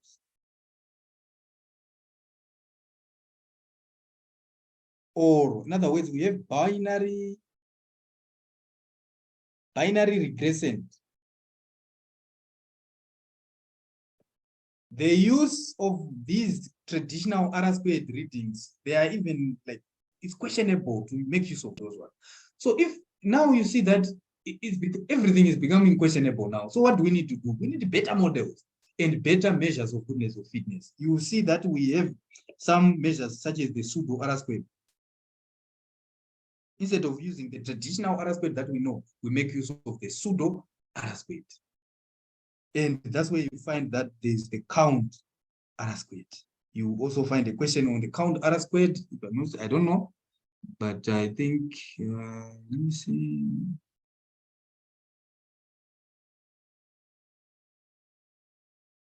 I don't know if there's yeah, this is a question on which of the following is correct regarding linear probability models? Possibility of the estimated probability lying outside the 0-1 range is a problem. Yes, it's true.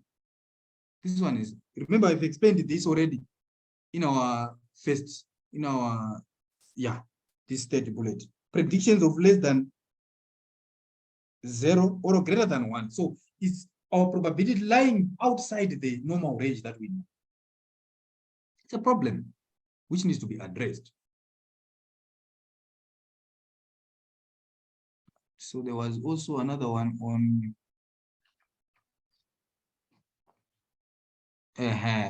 which of the following are problems of using the linear probability model? Right? You see, possibility of values lying outside the 0-1 range.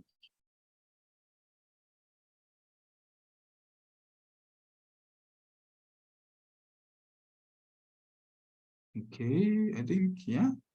I just wanted to show you maybe some of the possible aspects. Okay. Right. So we look at non-normality of the disturbances. Right.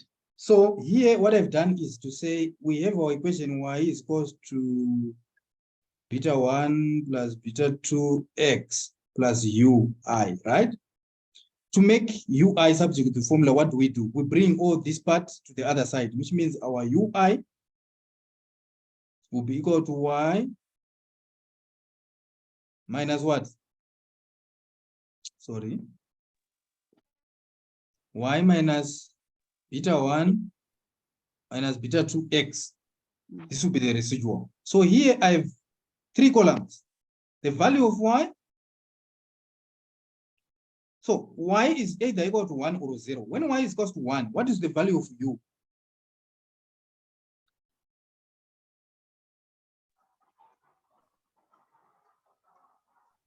Right?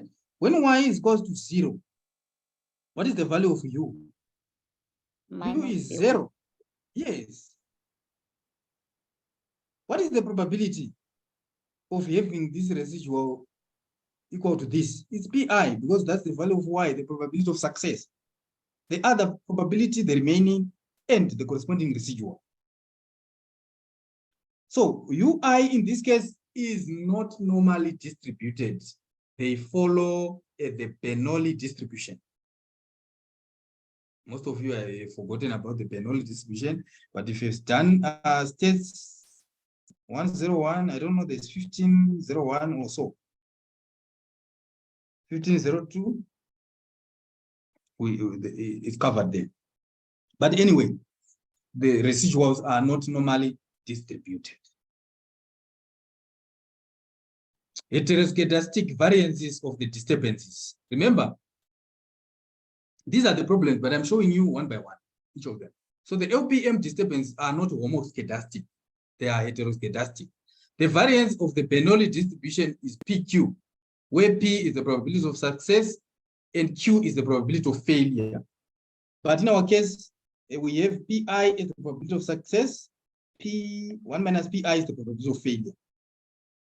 Right. So the variance, so given that we have this as our PI, so therefore 1 minus B1 minus B2X is our what? Is our 1 minus PI. Am I right? So if we multiply these two, PI is beta 1 plus beta 2X. 1 minus beta 1, beta, okay, sorry. Beta 2X. I want to multiply PI and 1 minus PI. So I'm saying PI multiplied by 1 minus PI is actually equal to, what is our PI? PI is this one. We've already shown that this is our PI. There's X there. 1 minus beta 1 minus beta what? 2X. So you can see that this is our variance. Right? So the variance is depending on X. If X changes, the variance also changes, right? Which means the variance is not constant. The variance is not homoscedastic. It's not homoscedastic, it is heteroscedastic. So then let's look at the non-fulfillment of the 0, 1 range. Since the expected value of Y measures the conditional probability of the event Y, which is maybe house ownership, employment, etc., occurring given X, it must lie between 0 and 1.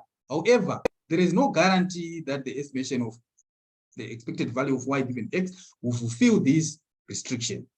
And this is the real problem, I understand here, I underline here, real problem of the OLS estimation of the linear probability model. So OLS does not take into consideration this restriction. It ignores that. If you run an OLS model, an LPM model, we are just simply applying the general linear, the ordinary least squares technique. But when we do that, we have problems that we've been explaining from the first: non-normality of disturbances, the heteroscedasticity of variances, and we also have the non-fulfillment of the probability lying between the range. So how do we verify, or how do we see if the probability is actually lying within the range? One way is to estimate the LPM by the usual OLS method and find out whether the estimated Y lie between 0 and 1. Because I wonder our Y at the estimated probabilities to lie between 0 and 1. If you find some cases where they lie below 0 or above 1, you see the problem that we're having there. We can't even make informed decisions based on that. So we need to devise an estimating technique that will guarantee that the estimated conditional probability lie between 0 and 1. So that is what the logit and the probit models do, which we are going to discuss later.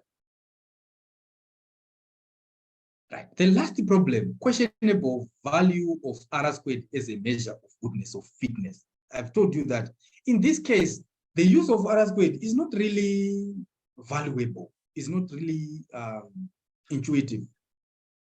The conventionally computed R squared is of limited use in the dichotomous response models. You remember dichotomous binary response models corresponding to a given X, Y, corresponding to a given X, Y is either 0 and 1. You see, therefore, all Y values will be either lie along the X axis or along the Y, along the line corresponding to Y. Let's see Gujarat, page 546.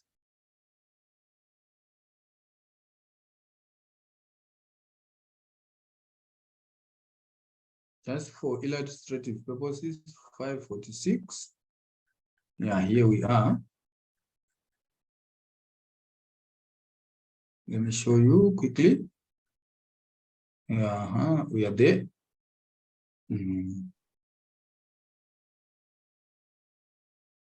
546 is here. You see? Let me show you. Okay, but are you following? Is it becoming too complicated, or it's just simple stuff? All right, so you see that, remember we said Y, the estimated value of Y can either be 0 or 1. There is nothing in between here. It's either 0 or 1. So for you to make use of the R squared here, like, it doesn't really make sense. It doesn't really make sense. So because the values of Y only lie between either 0 or they are 1. So it's questionable for us to make use of the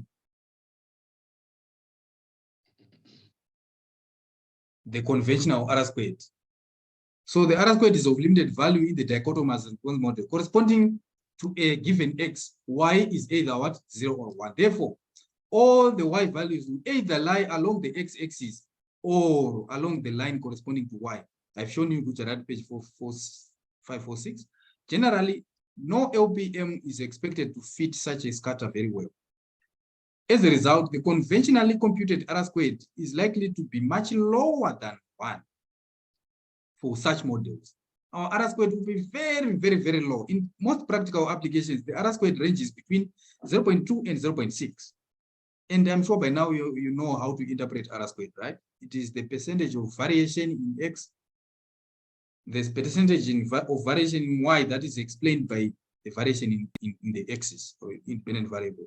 So can we try to replicate example 7.2 in Woodbridge?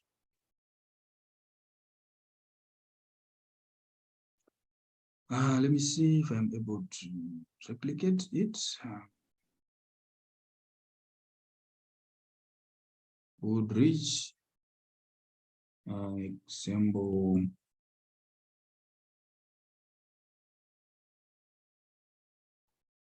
Example 7.1. Right, description 7.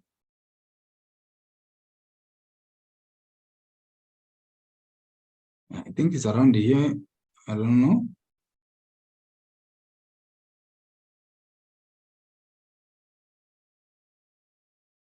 Example 7.12. Page 243.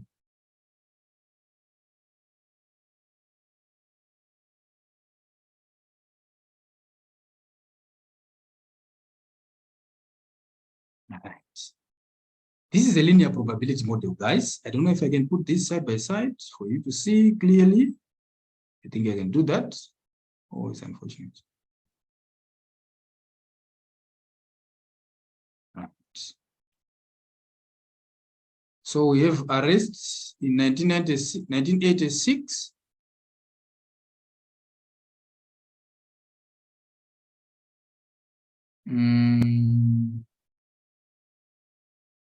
Okay, I wanted to show you. Okay.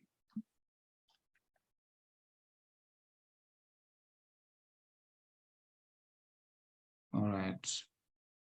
I want us to go through this using if so that you know when you are doing this in your quiz, because there's a question also, I think, on example linear probability models. Right, there's an example here, 7.12.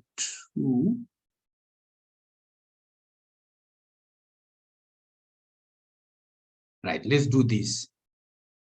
So this is where the data, where you find the data, Excel file, activity 2.2, data XLS under additional resources. So let's go to additional resources.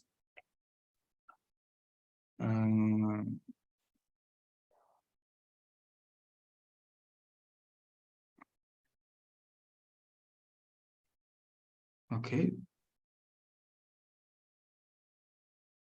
Activity 2.2, right? Additional resources. Activities 2.2, activity 1, activity 2.2. This is what we are looking for. Let's open the data. So if you open the data, you will find out this. So what are we going to do here? We have done estimations before. So I can simply highlight everything, right?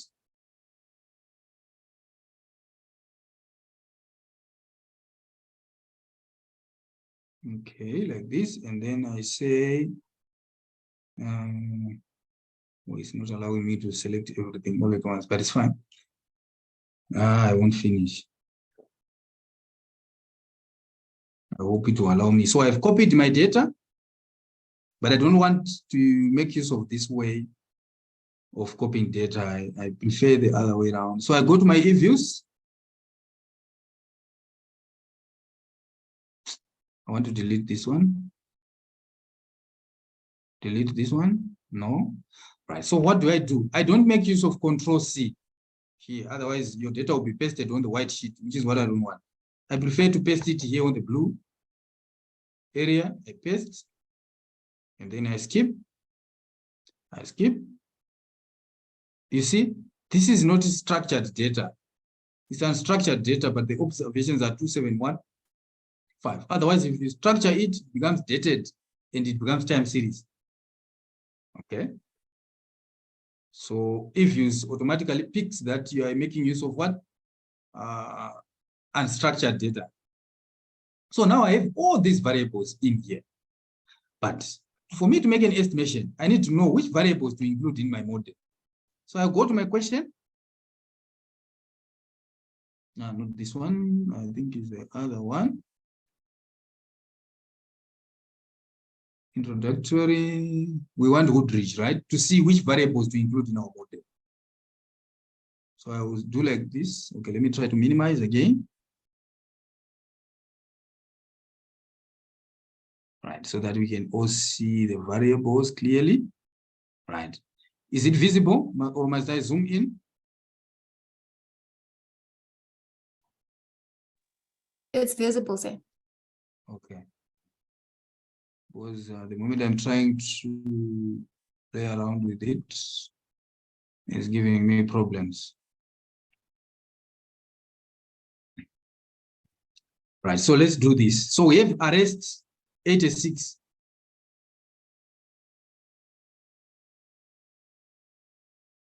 Okay, let me maximize it fully and then I'll come back. So let arrest, okay, ARR 86 be a binary variable equal to unit. Unit is just 1, right? If a man was arrested during 1986 and 0 otherwise, the population is a group of young men in California born in 1960 or 1961 who have at least 1 arrest prior to 1986. A linear probability model for describing arrest 86 is. Then please read, before you run anything, read what the definition of variables is indicating to you. So PCNV is the proportion of prior arrests that led to a conviction.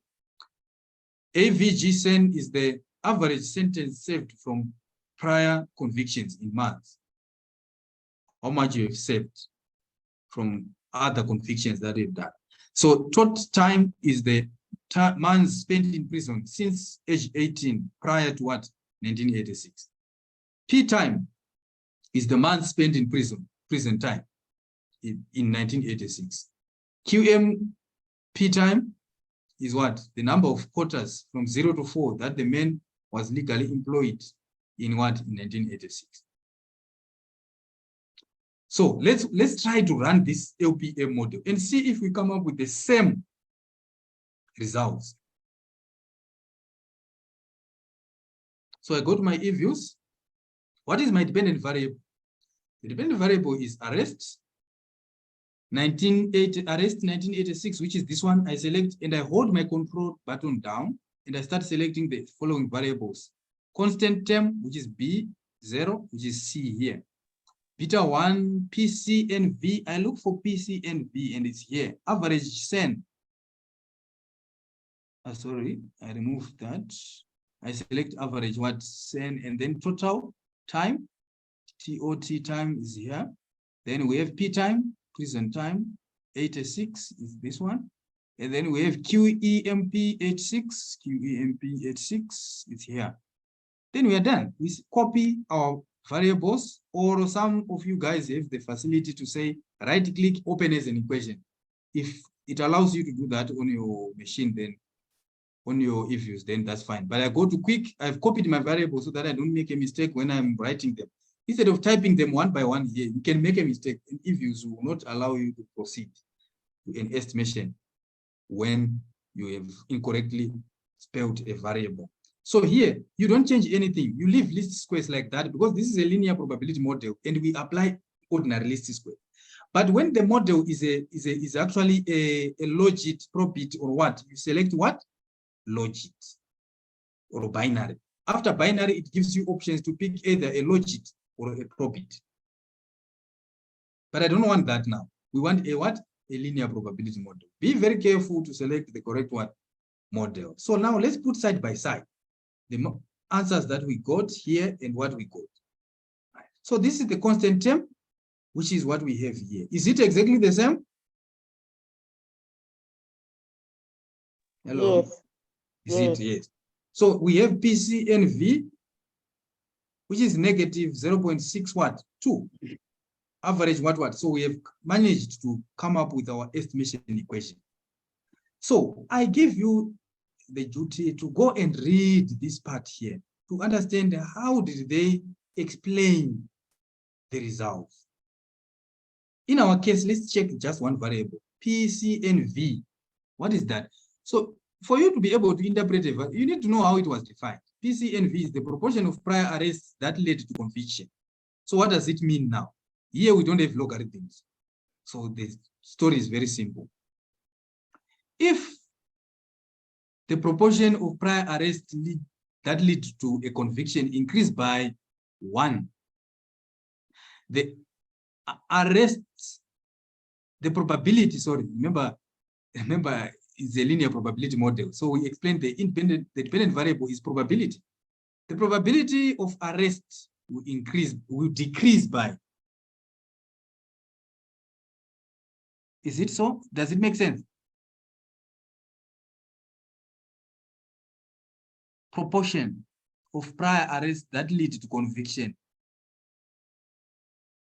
If it increases, it reduces the what? No, let me not spend time here. I think you can read and try to come up with an explanation. The variable PC is a proportion between 0 and 1. Thus, changing P, C, and V from 0 to 1 essentially means a change from no chance of being convicted to being convicted with certainty. Okay, I'll leave you to read that and try to understand. But this is simply what you do if it's an LPM model. Simple. There's no rocket science here.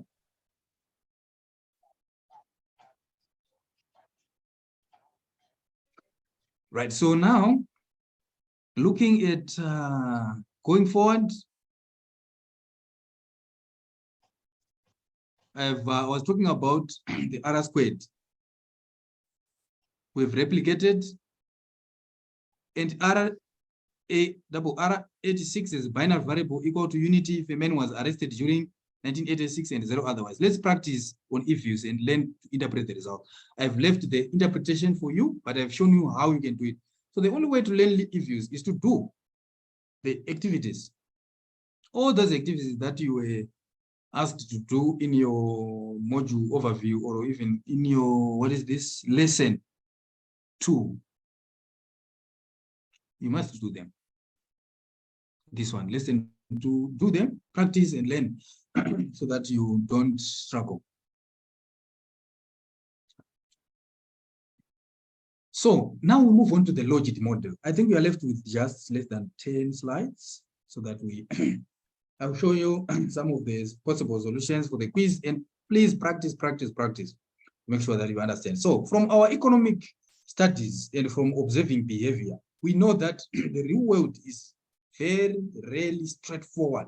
If you look at the linear probability model, it gives you probability as a linear function of independent variables. Like you have PI here being explained by independent variables in a linear form or in a linear function. Like to say if income increases by, let's say, 1,000, probability of owning a house is going to increase by this much in a linear fashion, which is not like really how the real world operates. It's not like that straightforward. So also human behavior can almost never be modeled using a linear or a straight line approach. So therefore we need another approach that better predicts human behavior. So what we need is a probability model with 2 specific features. Please take note of these 2 specific features. As X increases, probability, which is the expected value of an event occurring, Y is equals to 1 is the house ownership or any other event occurring, increases but never stops outside the 0-1 interval. We want to restrict the probability within 0 and 1 interval. So number 2, the relationship between PI, XI is nonlinear, typical S-shaped. Remember, the linear probability, when we were estimating that, we said values of Y, they are either 0 or they are on 1. So when you estimate the linear probability model, it's just a straight line like this, right? Straight line. But we want something that is more fashionable. like an S-shaped what? Curve. Okay, it might not be visible clearly, but let me show you.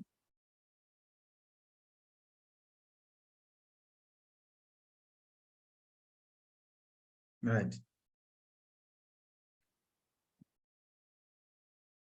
We have our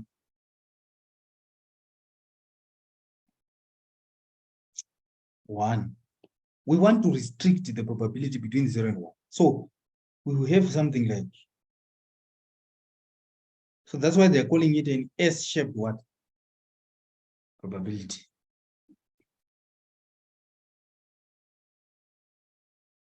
If you read the textbook, you see exactly what I'm talking about. So the logit model, guys, this is very interesting. You see how and why. Let's consider our own home ownership example. There's a typo here. PI is equals to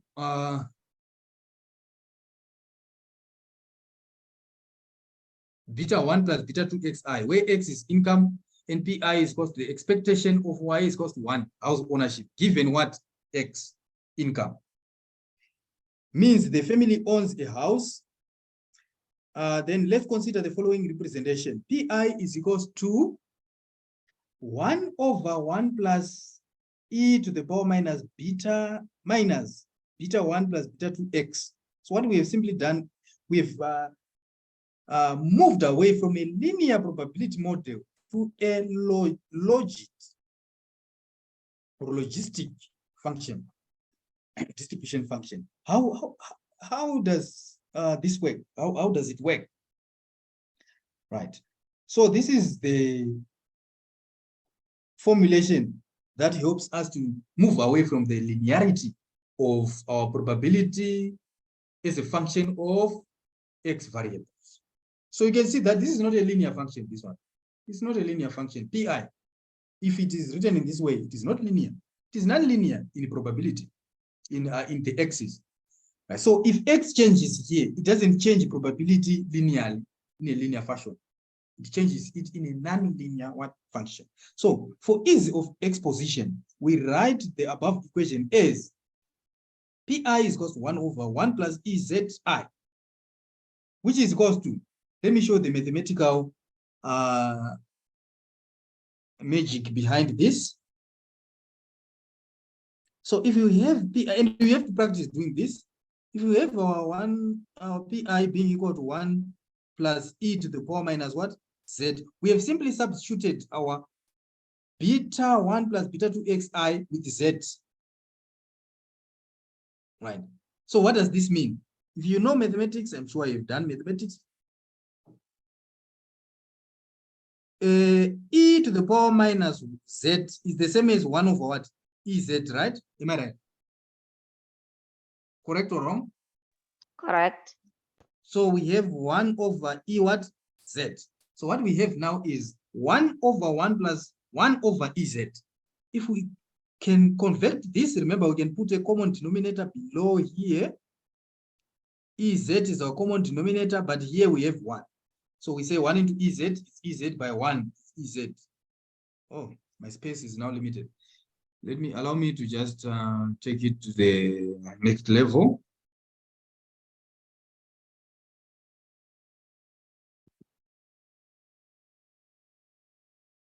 I want you to follow through this so that you don't just cram.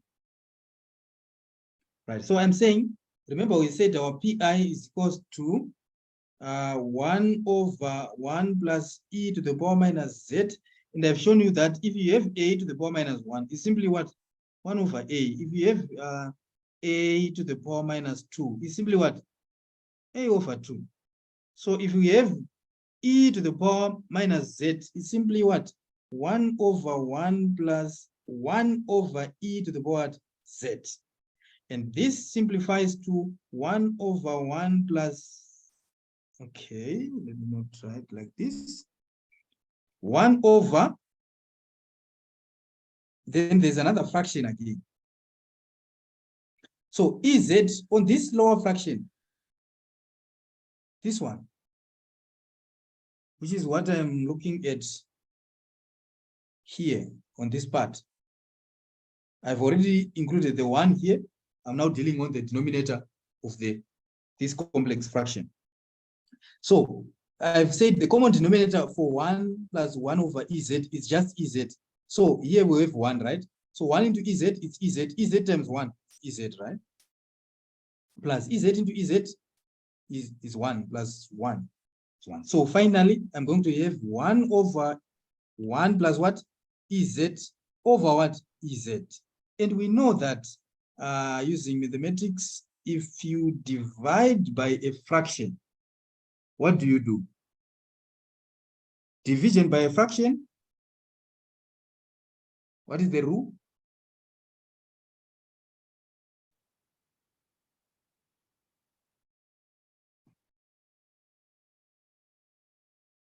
Okay.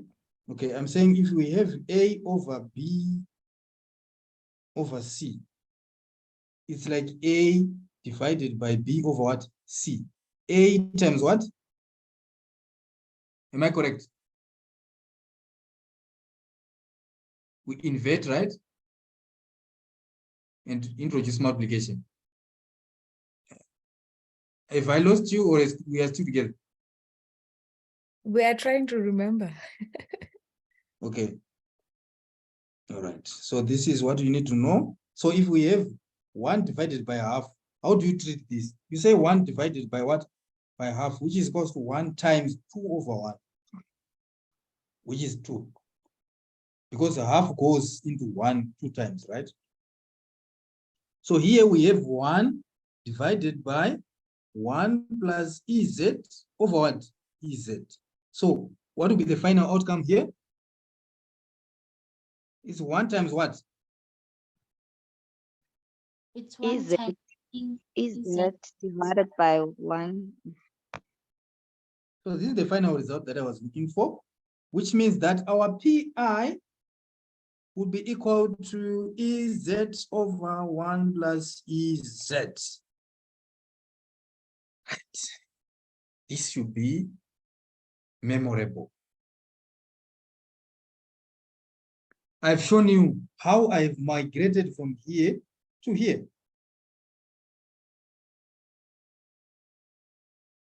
And the only way for you to master this is to practice doing it.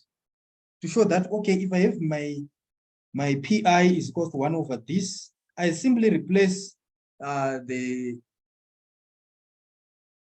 expected value here with Z. To simply, it's just for life simplification. Imagine if we're dealing with this whole thing on our E, instead of having Z, we have minus what becomes complicated. So we just introduce Z to make life easier. So equation 10 represents what is known as the cumulative logistic distribution. Cumulative logistic distribution. This is the probability of house ownership, the probability of having, probability of being employed. If you think of any explanatory variable that can be binary, you can think of PI as the probability of having that event what? Happening. Okay, well, we've come up, this is a very important conclusion that we are going to see how useful it can be in our case.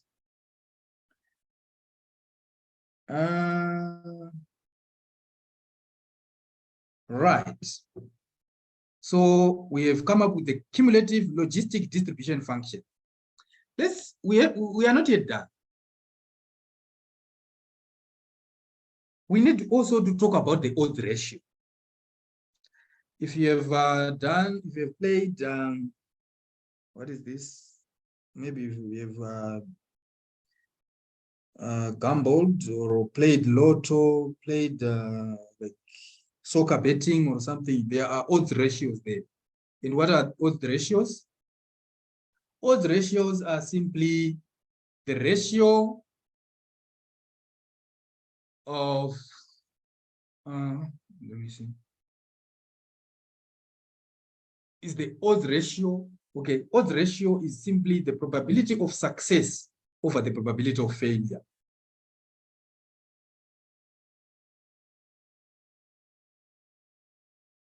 Right. So we are saying it is easy to verify that as Z ranges from minus infinity to infinity, whatever value of Z that you have, Pi is this logistic distribution function. It makes sure that the probability Pi lies between 0, which solves the problem that the LPI didn't have. The problem that the LPI had. So for what, remember on the LPM, I said, no, look, when we have income of 1, yes, we might say the probability is in the range 2, 3, 4, 5. As the income increases, you find out that the probability now is getting out of hand.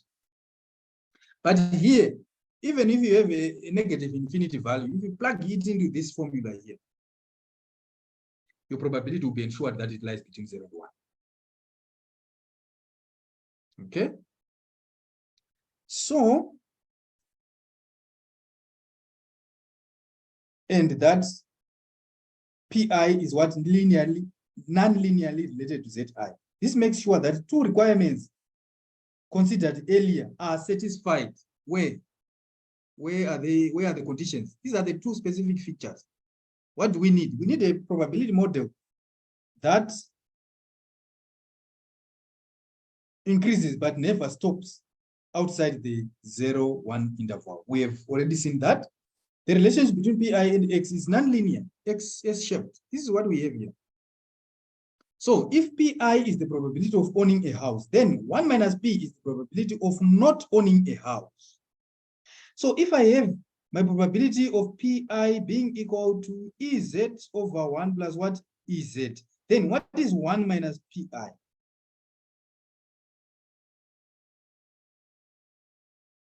Right. Am I correct so far? Before I switch to another screen, are we comfortable with this so far? Yes. Yes. So now let me go and prove for you that what will be the value of 1 minus Pi. It's just simplification of this equation that I have here. Remember, we said if Pi is equals to Ez over 1 plus Ez, please verify how you come up to this conclusion, or how to come up with this conclusion. Then 1 minus Pi is actually equal to 1 minus Ez over what? 1 plus Ez. Therefore, we have the common denominator here is what? What is the common denominator? 1 plus Ez. 1 plus Ez. And then what do we get here on the first part? Minus Ez, right? Am I correct? Yes. So this cancels, and then we are left with 1 over what? 1 plus Ez. 1 plus Ez. Yes, this is very important, but you need to practice to make sure that you know. So this is the conclusion that I've shown you already. 1 minus P, the probability of failure, the probability of an event not happening, the probability of someone not owning a house is what we have here. This one. So now what we want, guys, is the odds ratio.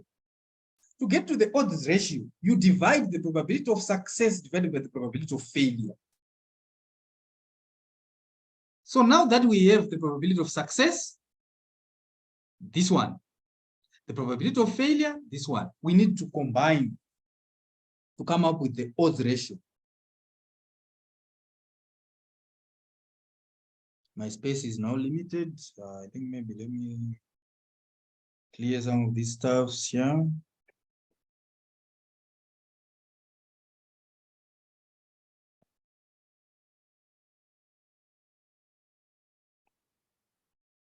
Okay, what I need is simply the 2 probabilities.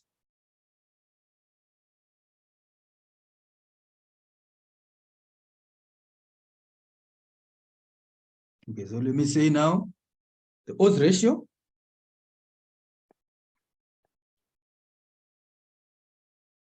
For the odds ratio, we say Pi over 1 minus Pi.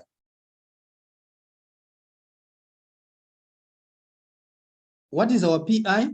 It's Ez over 1 plus what? Ez. But these are two fractions that are dividing each other. Over again, 1 plus what? 1 over 1 plus EZ. Don't get intimidated with this fraction. You can easily simplify this. How? How can we simplify this fraction, guys? Those with strong mathematical muscles. How do we simplify this fraction? Anyone? No one wants to try. Okay, we take the first fraction, EZ over 1 plus EZ. We divide it by, we just write it in simpler terms. And we said when we are dividing a fraction by a fraction, we introduce multiplication and then we invert, right? So it's EZ over 1 plus EZ multiplied by what? 1 plus EZ over 1. 1 plus EZ, which is like just, and we know that this is the same as this one. So what is the final result? EZ over 1. EZ, which is EZ, right? Yes. So EZ is the odds ratio. And you should know that. You should know that. So the most important results that you need to know. The odds ratio and the probability of success. These two, you must know them. You must know them because they are helpful. We don't end there. We are going also to introduce the log of odds ratio. So the log of odds ratio, if we take the natural log of equation, actually I said 5 because I just took it from the book, but our equation will be this one. So you can name it whatever you want, maybe equation 11. So here we substitute with equation 11, right? So at the natural log of equation 11, what are we going to have? Let me take you back. What is the odds ratio? Odds ratio, we said odds ratio is like we are saying pi over 1 minus pi is equals to what? EZ. If we introduce the natural logarithm, it becomes log of pi over 1 minus pi is actually equal to, when you introduce the logarithm, what happens to E?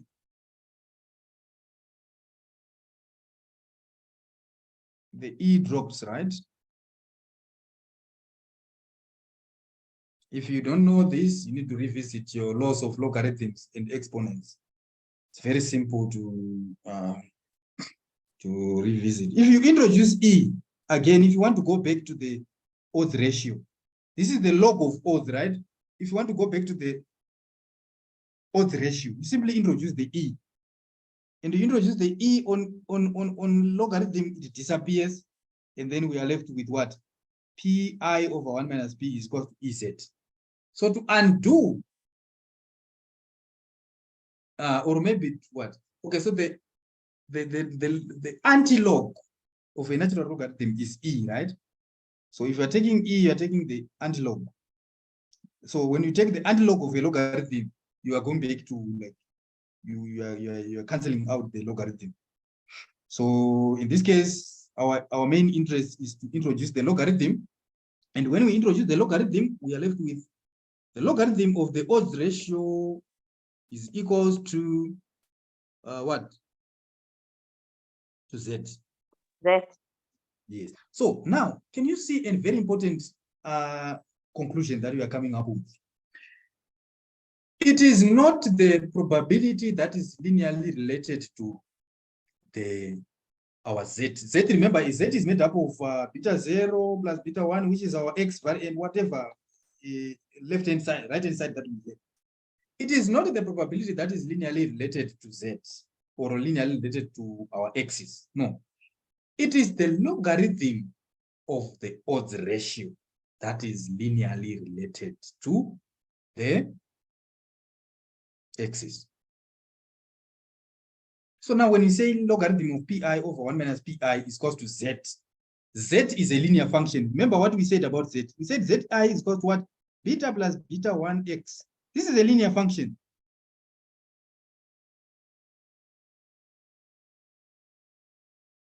So if we take the natural logarithm of this equation, we obtain a very interesting result, which is known as the log of odds.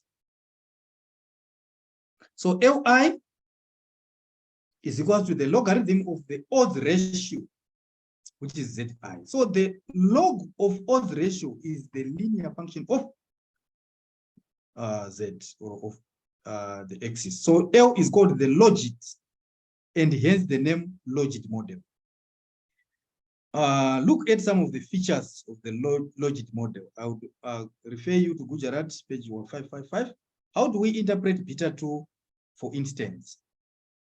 Remember, here we can say log of pi over 1 minus pi is equals to Zi. What is Zi?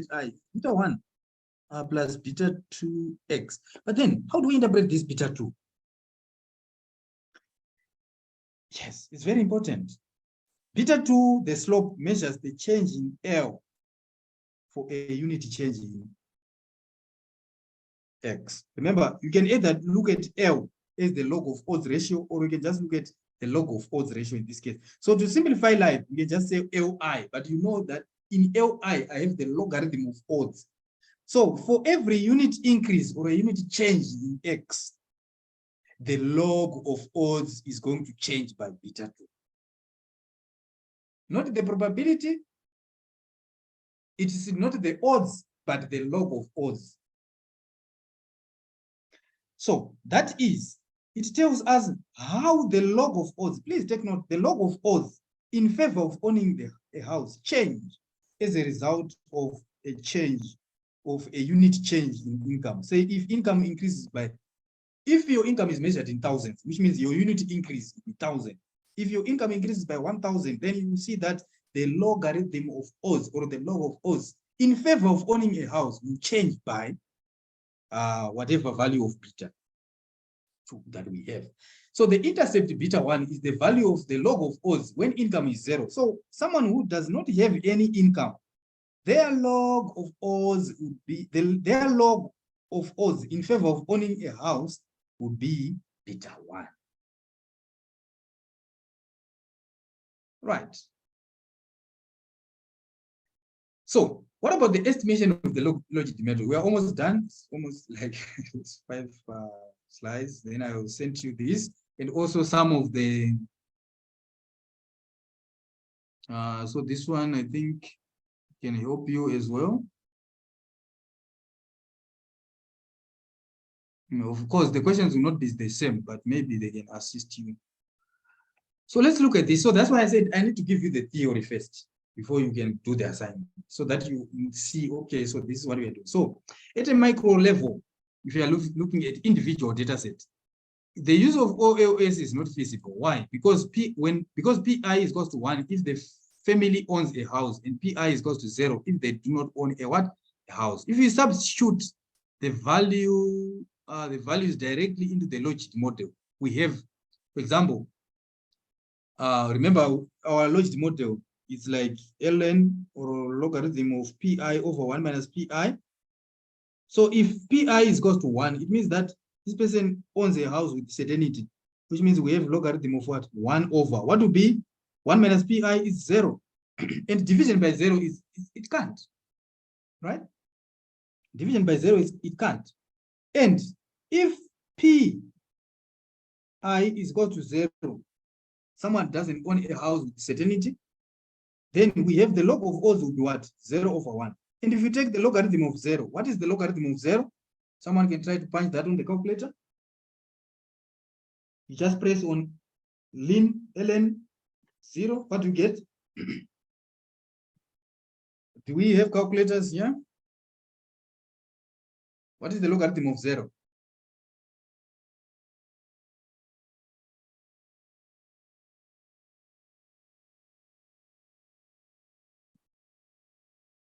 There is no such thing, right? That's why we are saying, giving me math error. yes, it doesn't exist. So that's why we are saying at a micro level, we can't make use of OLS. to estimate the logit function. So obviously, these expressions are meaningless. So bottom line, I think I've left out something here. The bottom line, if we have data at micro or individual level, we cannot use OLS to estimate LI. In this situation, we may have to resort to the maximum likelihood method. So you might find a question that will ask you to say, which estimation technique is used for when you're estimating the logit model? It's the maximum likelihood technique.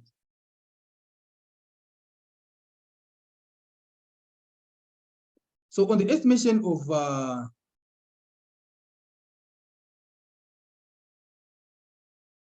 the logit model, okay, this is the interpretation. Yeah, I want to focus on the interpretation. So various ways are used. Some are intuitive and some are not. Number one, we can make use of the logit interpretation. The logit interpretation is to say the slope coefficient suggests that for a unit change in X, the weighted log of odds in favor of house ownership goes up by beta 1 units. You can read this because remember, we have something like this. Beta 1 plus beta 2x. This is our Z, right? So this beta 2, it tells us by how much the log of odds is going to respond. The log of odds in favor of house ownership is going to respond to a unit change in X.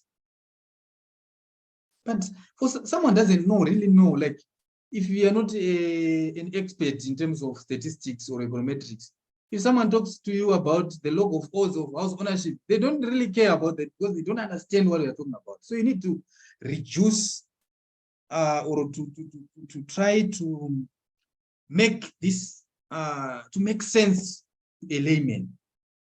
Because if you tell them, okay, my results are telling you that if the income of an individual increases by 1,000, their log of odds of house ownership is going to go up by 0.2%. What is that to someone who doesn't understand statistics?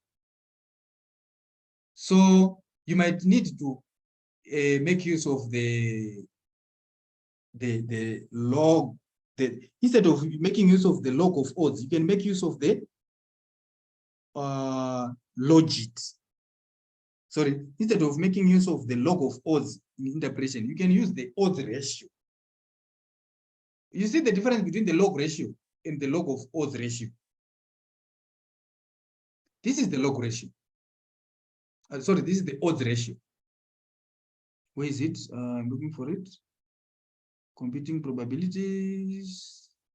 Goodness of it. Okay. I'm looking for this one. Right, exactly.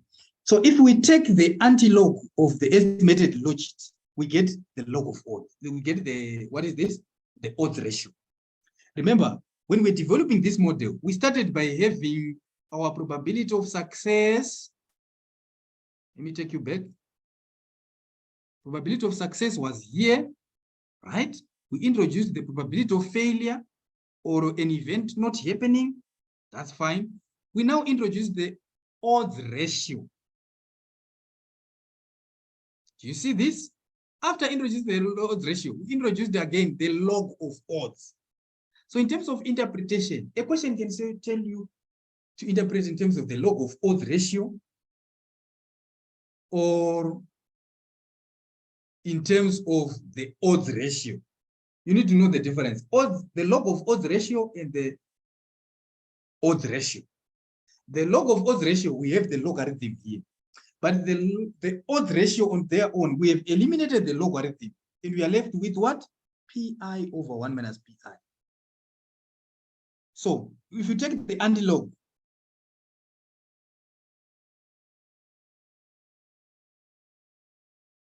if you take the anti-log,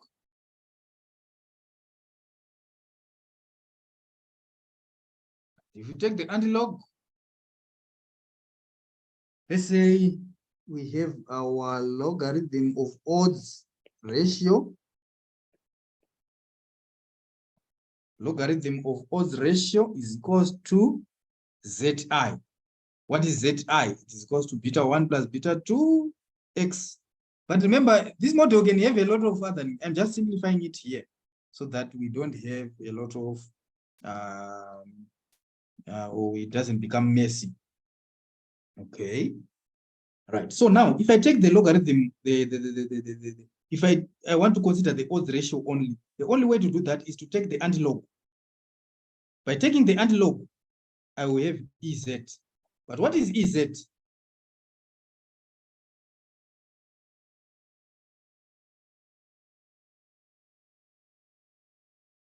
So this is the odds ratio. This is the log of odds ratio. For the log of odds ratio, there's no problem because you simply say for a unit change in X, right? A unit change in X, the log of odds ratio is going to change by beta 2. But now when you're looking at the odds ratio itself, important in general, if you take the antilog of the jth slope coefficient in case there are more than one regressor in the model, subtract 1 from it, multiply by 100, you get the percentage change in the odds for a unit increase in the jth regressor. Jth regressor, we are saying we can have 1 regressor, 2 regressors, 4 regressors up to the jth regressor. But in our case, we just have 1 regressor, which is what? Which is X. So we are saying here, if you want to check the effect of X on our odds ratio, E beta 1 plus beta 2 X, like this. What we simply do is to say Pi, okay, you say, you take the exponent, we have already taken the exponent of beta 2, we subtract 1, and then we multiply by what? By 100. And what will be the result? The result will be the percentage change in the odds ratio. It looks complicated, but it's not. With the practice, we get there. Okay.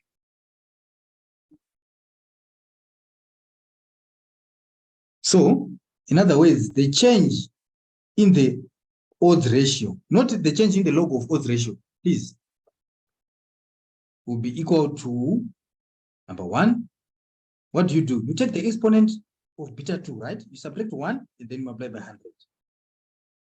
That's what you do if you want to make use of the odds ratio. What about if you want to estimate the probability itself? Computing probability, the language of logic and odds ratio may be unfamiliar to some people. This is what I've been saying. Someone might not even really understand what you're talking about when you talk of the log of odds ratio and the odds ratio itself. It doesn't make sense to them. So what we need is to simplify it further to talk of the what? The probability.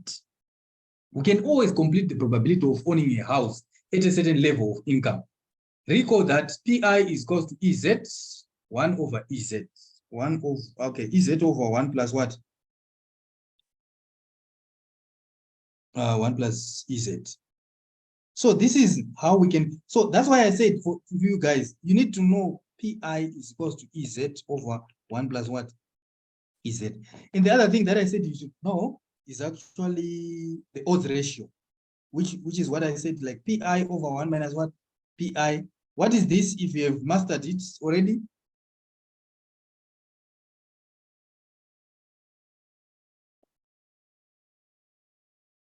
Is EZ. So when do you use this?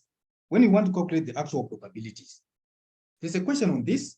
I think if I have time, I will show you. All right, let's look at the conventional measure of goodness of fit. R squared is not meaningful in binary regression models. Measures similar to R squared called pseudo R squared. Remember, I talked about the pseudo R squared are available. Examples, the McFadden R squared. This is one way of dealing with binary regression models, the McFadden R squared and the count R squared. The count R squared, you might also see a question on the count R squared, whereby you need to know that the count R squared is found by saying the number of current predictions, correct predictions, sorry. The number of correct predictions divided by the total number of observations. What do we mean by saying correct predictions? Remember, when we run our regression model, logic model, we are going to come up with estimates of our probabilities, right? Or estimates of yes, estimates of our probability. So we want to see how accurate are we to predict the house ownership. So the correct prediction, so we use the data that we have to forecast a house ownership when we already have the data for house ownership to see how accurate is our model in terms of predicting house ownership. So this measure counts the number of correct predictions and computes the what? The R squared. Recall that since the regressant in the logit model takes a value of 1 or 0, if the predicted probability is greater than 5, we classify that as 1.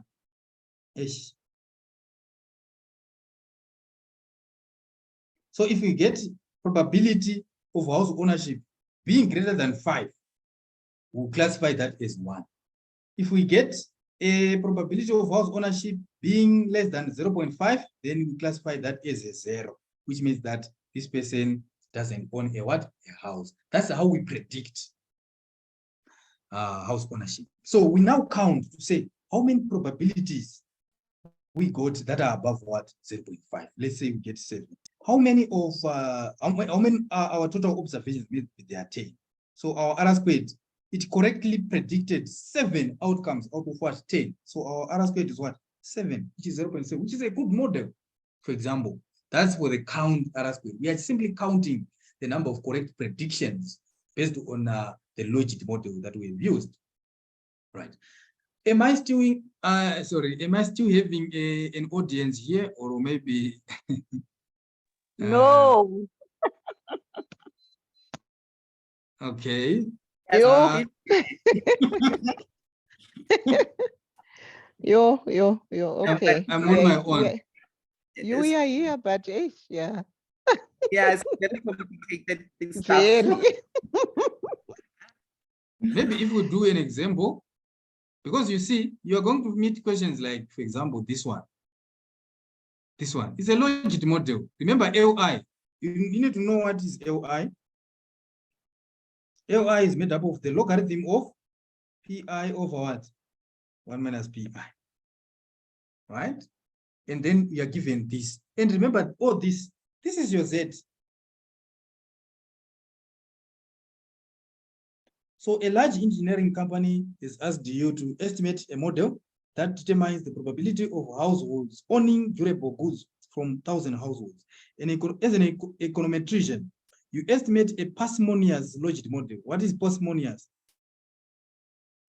It is a model that has got a good fit with as few predictors as possible. You don't include a lot of predictors, but your model is very good, but with the fewer independent variables. That's parsimonious. So parsimonious logit model to determine the ownership of durable goods as a function of worker wages and savings. So which means worker wages is this one. The ownership of durable goods.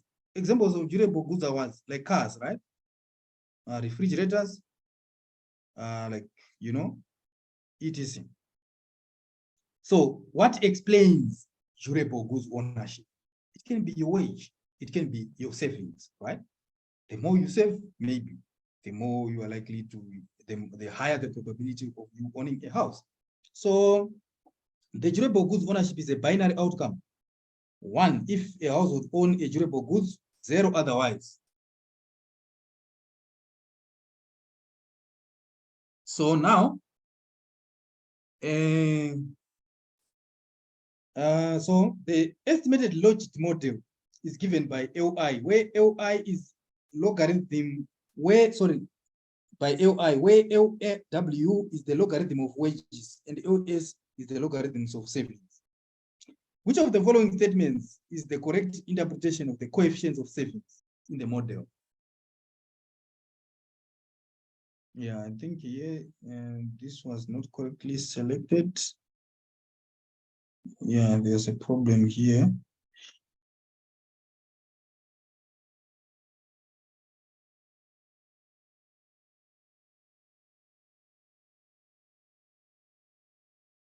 Right, so here, what you simply need to do is to look at coefficient of saving. Which one is the coefficient of saving? Is this one. All right. So what do? We say if the wages go up by 1% on average, the odds, that's where it already goes wrong, because it's not the odds here. It's not the odds that goes up by, but it's the log of odds. So in other words, if the wages go up by 1%, on average, the odds.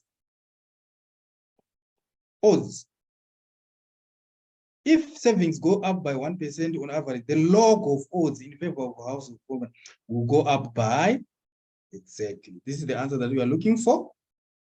Why? Because we have logarithm on S, and this one already is a log of odds. Remember, LI is made up of L, the logarithm of PI over. So it's the log of odds. So what we are doing here is that if the savings increase by 1%, our savings are going to go up by 12.2%. This is an example. Let me show you another question that we can also find. This one is very simple because I've already shown you that if you have logarithm and this one you have gender here is a dummy variable, how do you interpret this coefficient? I've shown you the formula which I said you should master. We said we take the exponent of our beta, take the exponent of beta, you subtract 1, multiply by 100%. So what is our beta? It's e to the power negative 0.355 minus 1 times 100. So what do? We take e, go to your calculator, e to the power of minus 0.355 equals to minus 1 multiplied by 100. I'm getting 29.88. And please make sure that you round correctly your digits, 2 decimal places. If you get something like 29.08, 20.88. yes. So you need to know how to round off. If you round incorrectly, you get a wrong answer, even if you get an idea of the correct answer. Okay, so yeah, this one is what I've already told you. Yeah, this is an example again. The so-called dummy variable trap arises when too many dummy variables describe a given number of groups. And we are given a hint.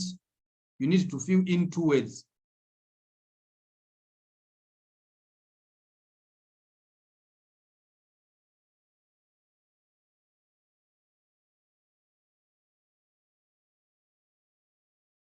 All right, so what I'm going to do, I'm going to share, I think, maybe this file as well,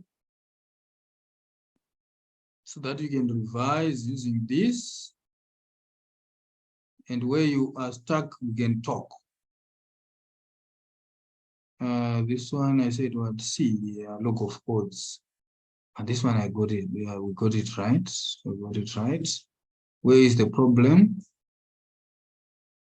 Okay. All right. So that's it, guys. I think that's all I have to say now. Are there any questions? Oh yeah, before I go, let me show how you can estimate the. I've shown you. Okay, I've shown you how to estimate the linear probability model, but I haven't shown you how to estimate the logit model. So, in this question, you want to understand factors that affect women's labor participation. You manage to compile a data set of 1,400 women. The variables in the data set are as follows: work, 1. If the woman works, 0 otherwise.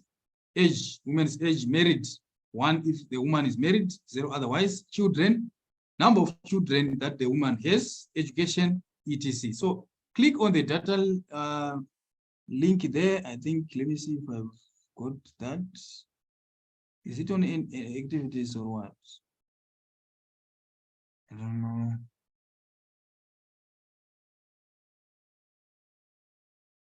I don't know. Let me check.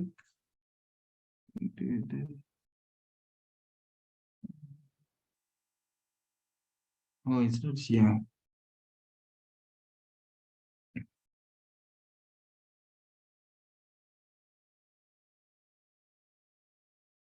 Okay. Okay. Let's see it. Oh, but I think I can access it here. Okay.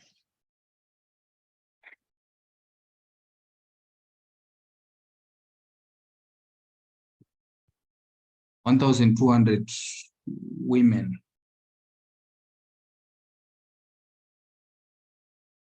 1,200. This question is asking about how many? 1,400. So I need the one that is good. 1,400. I think it's this one. I'm just thinking, I'm not sure. But in your case, maybe if you download on that link, it will take you directly to the data set that you are supposed to use. Saying 1,200. 1,000. Yes, 1,000. 1,400. Okay, so it's the correct one, right? So I will select all my variables and then I copy. I go to my eViews and then I close this one. If you save, if you want to save, you can save. Then maybe if you want to use them for future purposes, I paste my data set.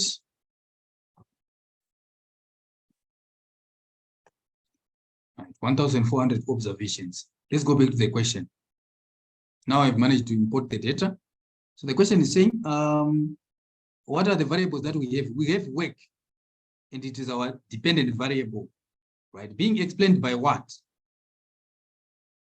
It is being explained by the constant term, obviously.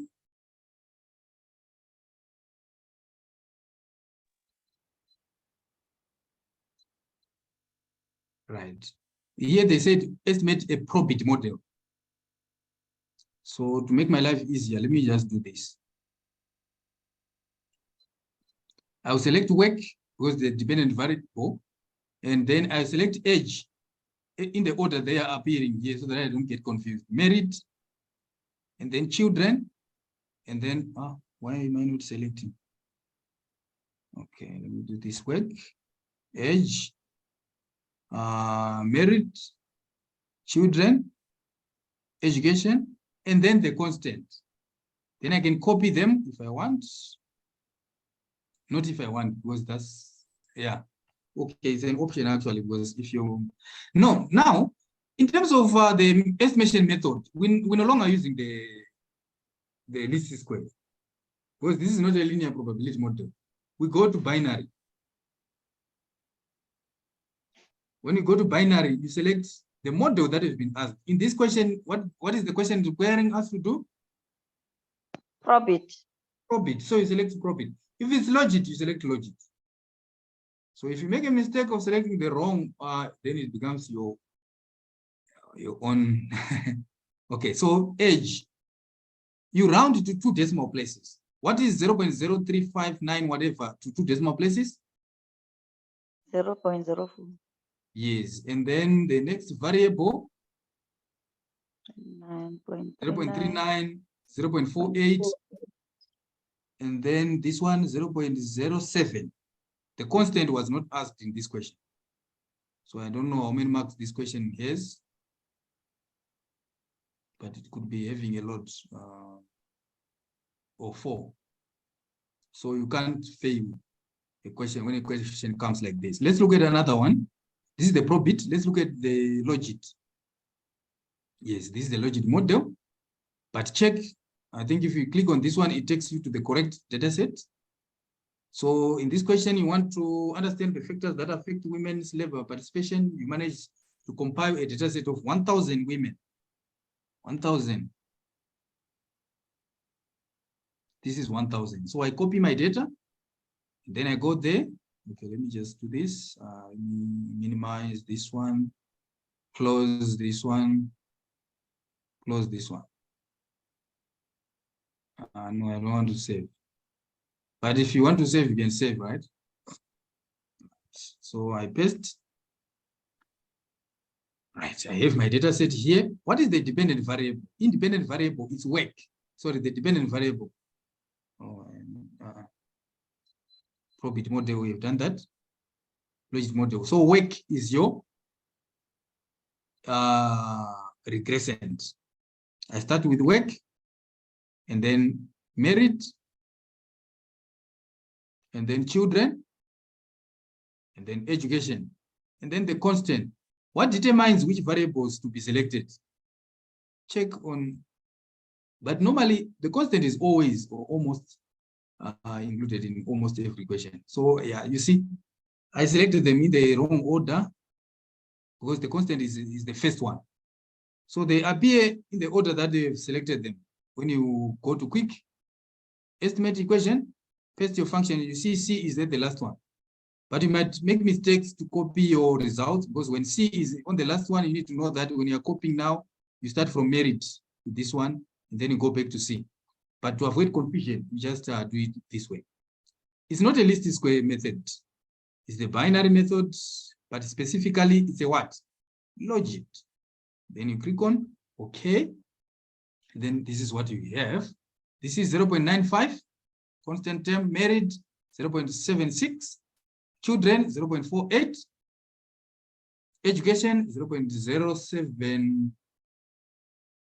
0.08. Sorry, yes, thank you, 0.08. And then they also asked you to calculate the number of observations with DEP is equal to 1, where the dependent variable is equal to 1. If you calculate that for you already, because you know that observations with depth is equal to 0 is 425, observations with DEP is equal to 1 is equal to what? 575. This is what we put here. We are done. Any questions? Tomorrow with the questions. Okay, so I think you'll be having a very interesting preparation for this. Let me end here, otherwise it's gonna be extremely long and boring class, but I hope you manage to get one or two.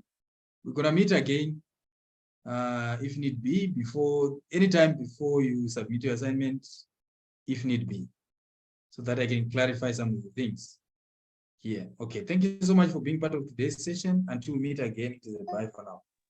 Thanks, Dr. Wells. Thank you, Bye. Doc. Doctor, before you go, are you not going to do this assignment together with us? We need to do alone, maybe? I don't think it would be feasible to do together this one because remember it's timed, and the mark that you are going to get, I think it's to be an average of, if you do it twice, an average will be taken, which means if you do it twice and you get 0, and then you do it again, you get 90%. What will be the average? 45.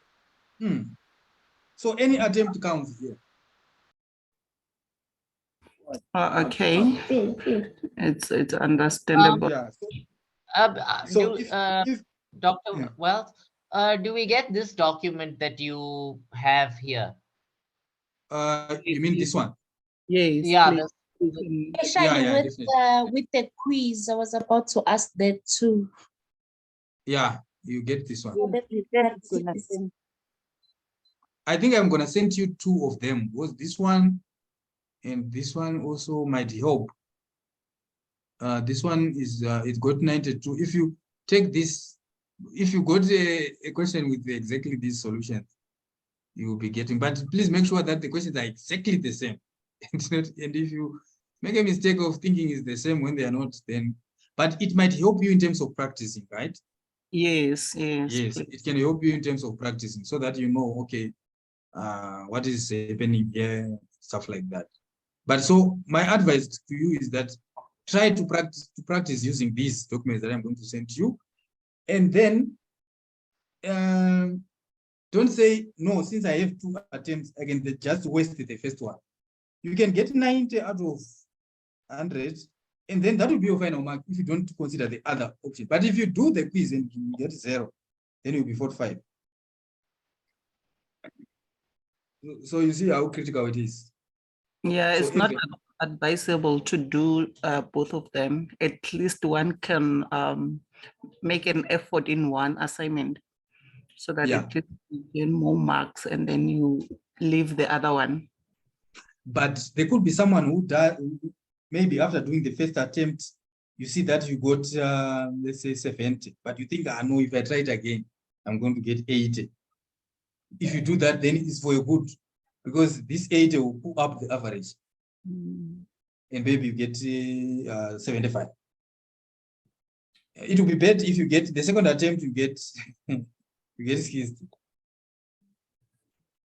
Yeah, so I don't know. It's up to you to decide. Okay. Okay, Doc, I am having a suggestion. Okay, as you will be sharing us those quiz, is it possible that maybe we having a one more class and then we just focus on those quiz? Like sometimes we will say the answer is true, but maybe we don't have an understanding why it's true, only to find that if you go to the exact assignment, you will find maybe they change the slight information and it's false and you don't know why.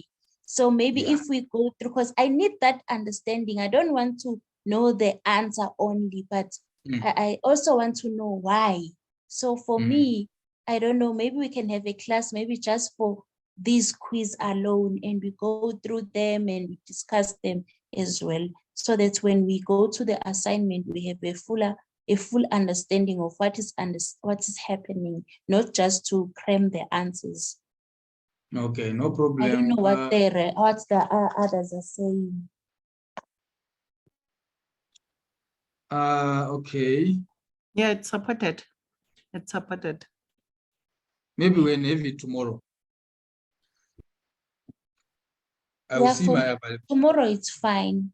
Yeah, we'll use the same link again to join it. Maybe the time around the same time, but we'll try to be fine. It won't be this long.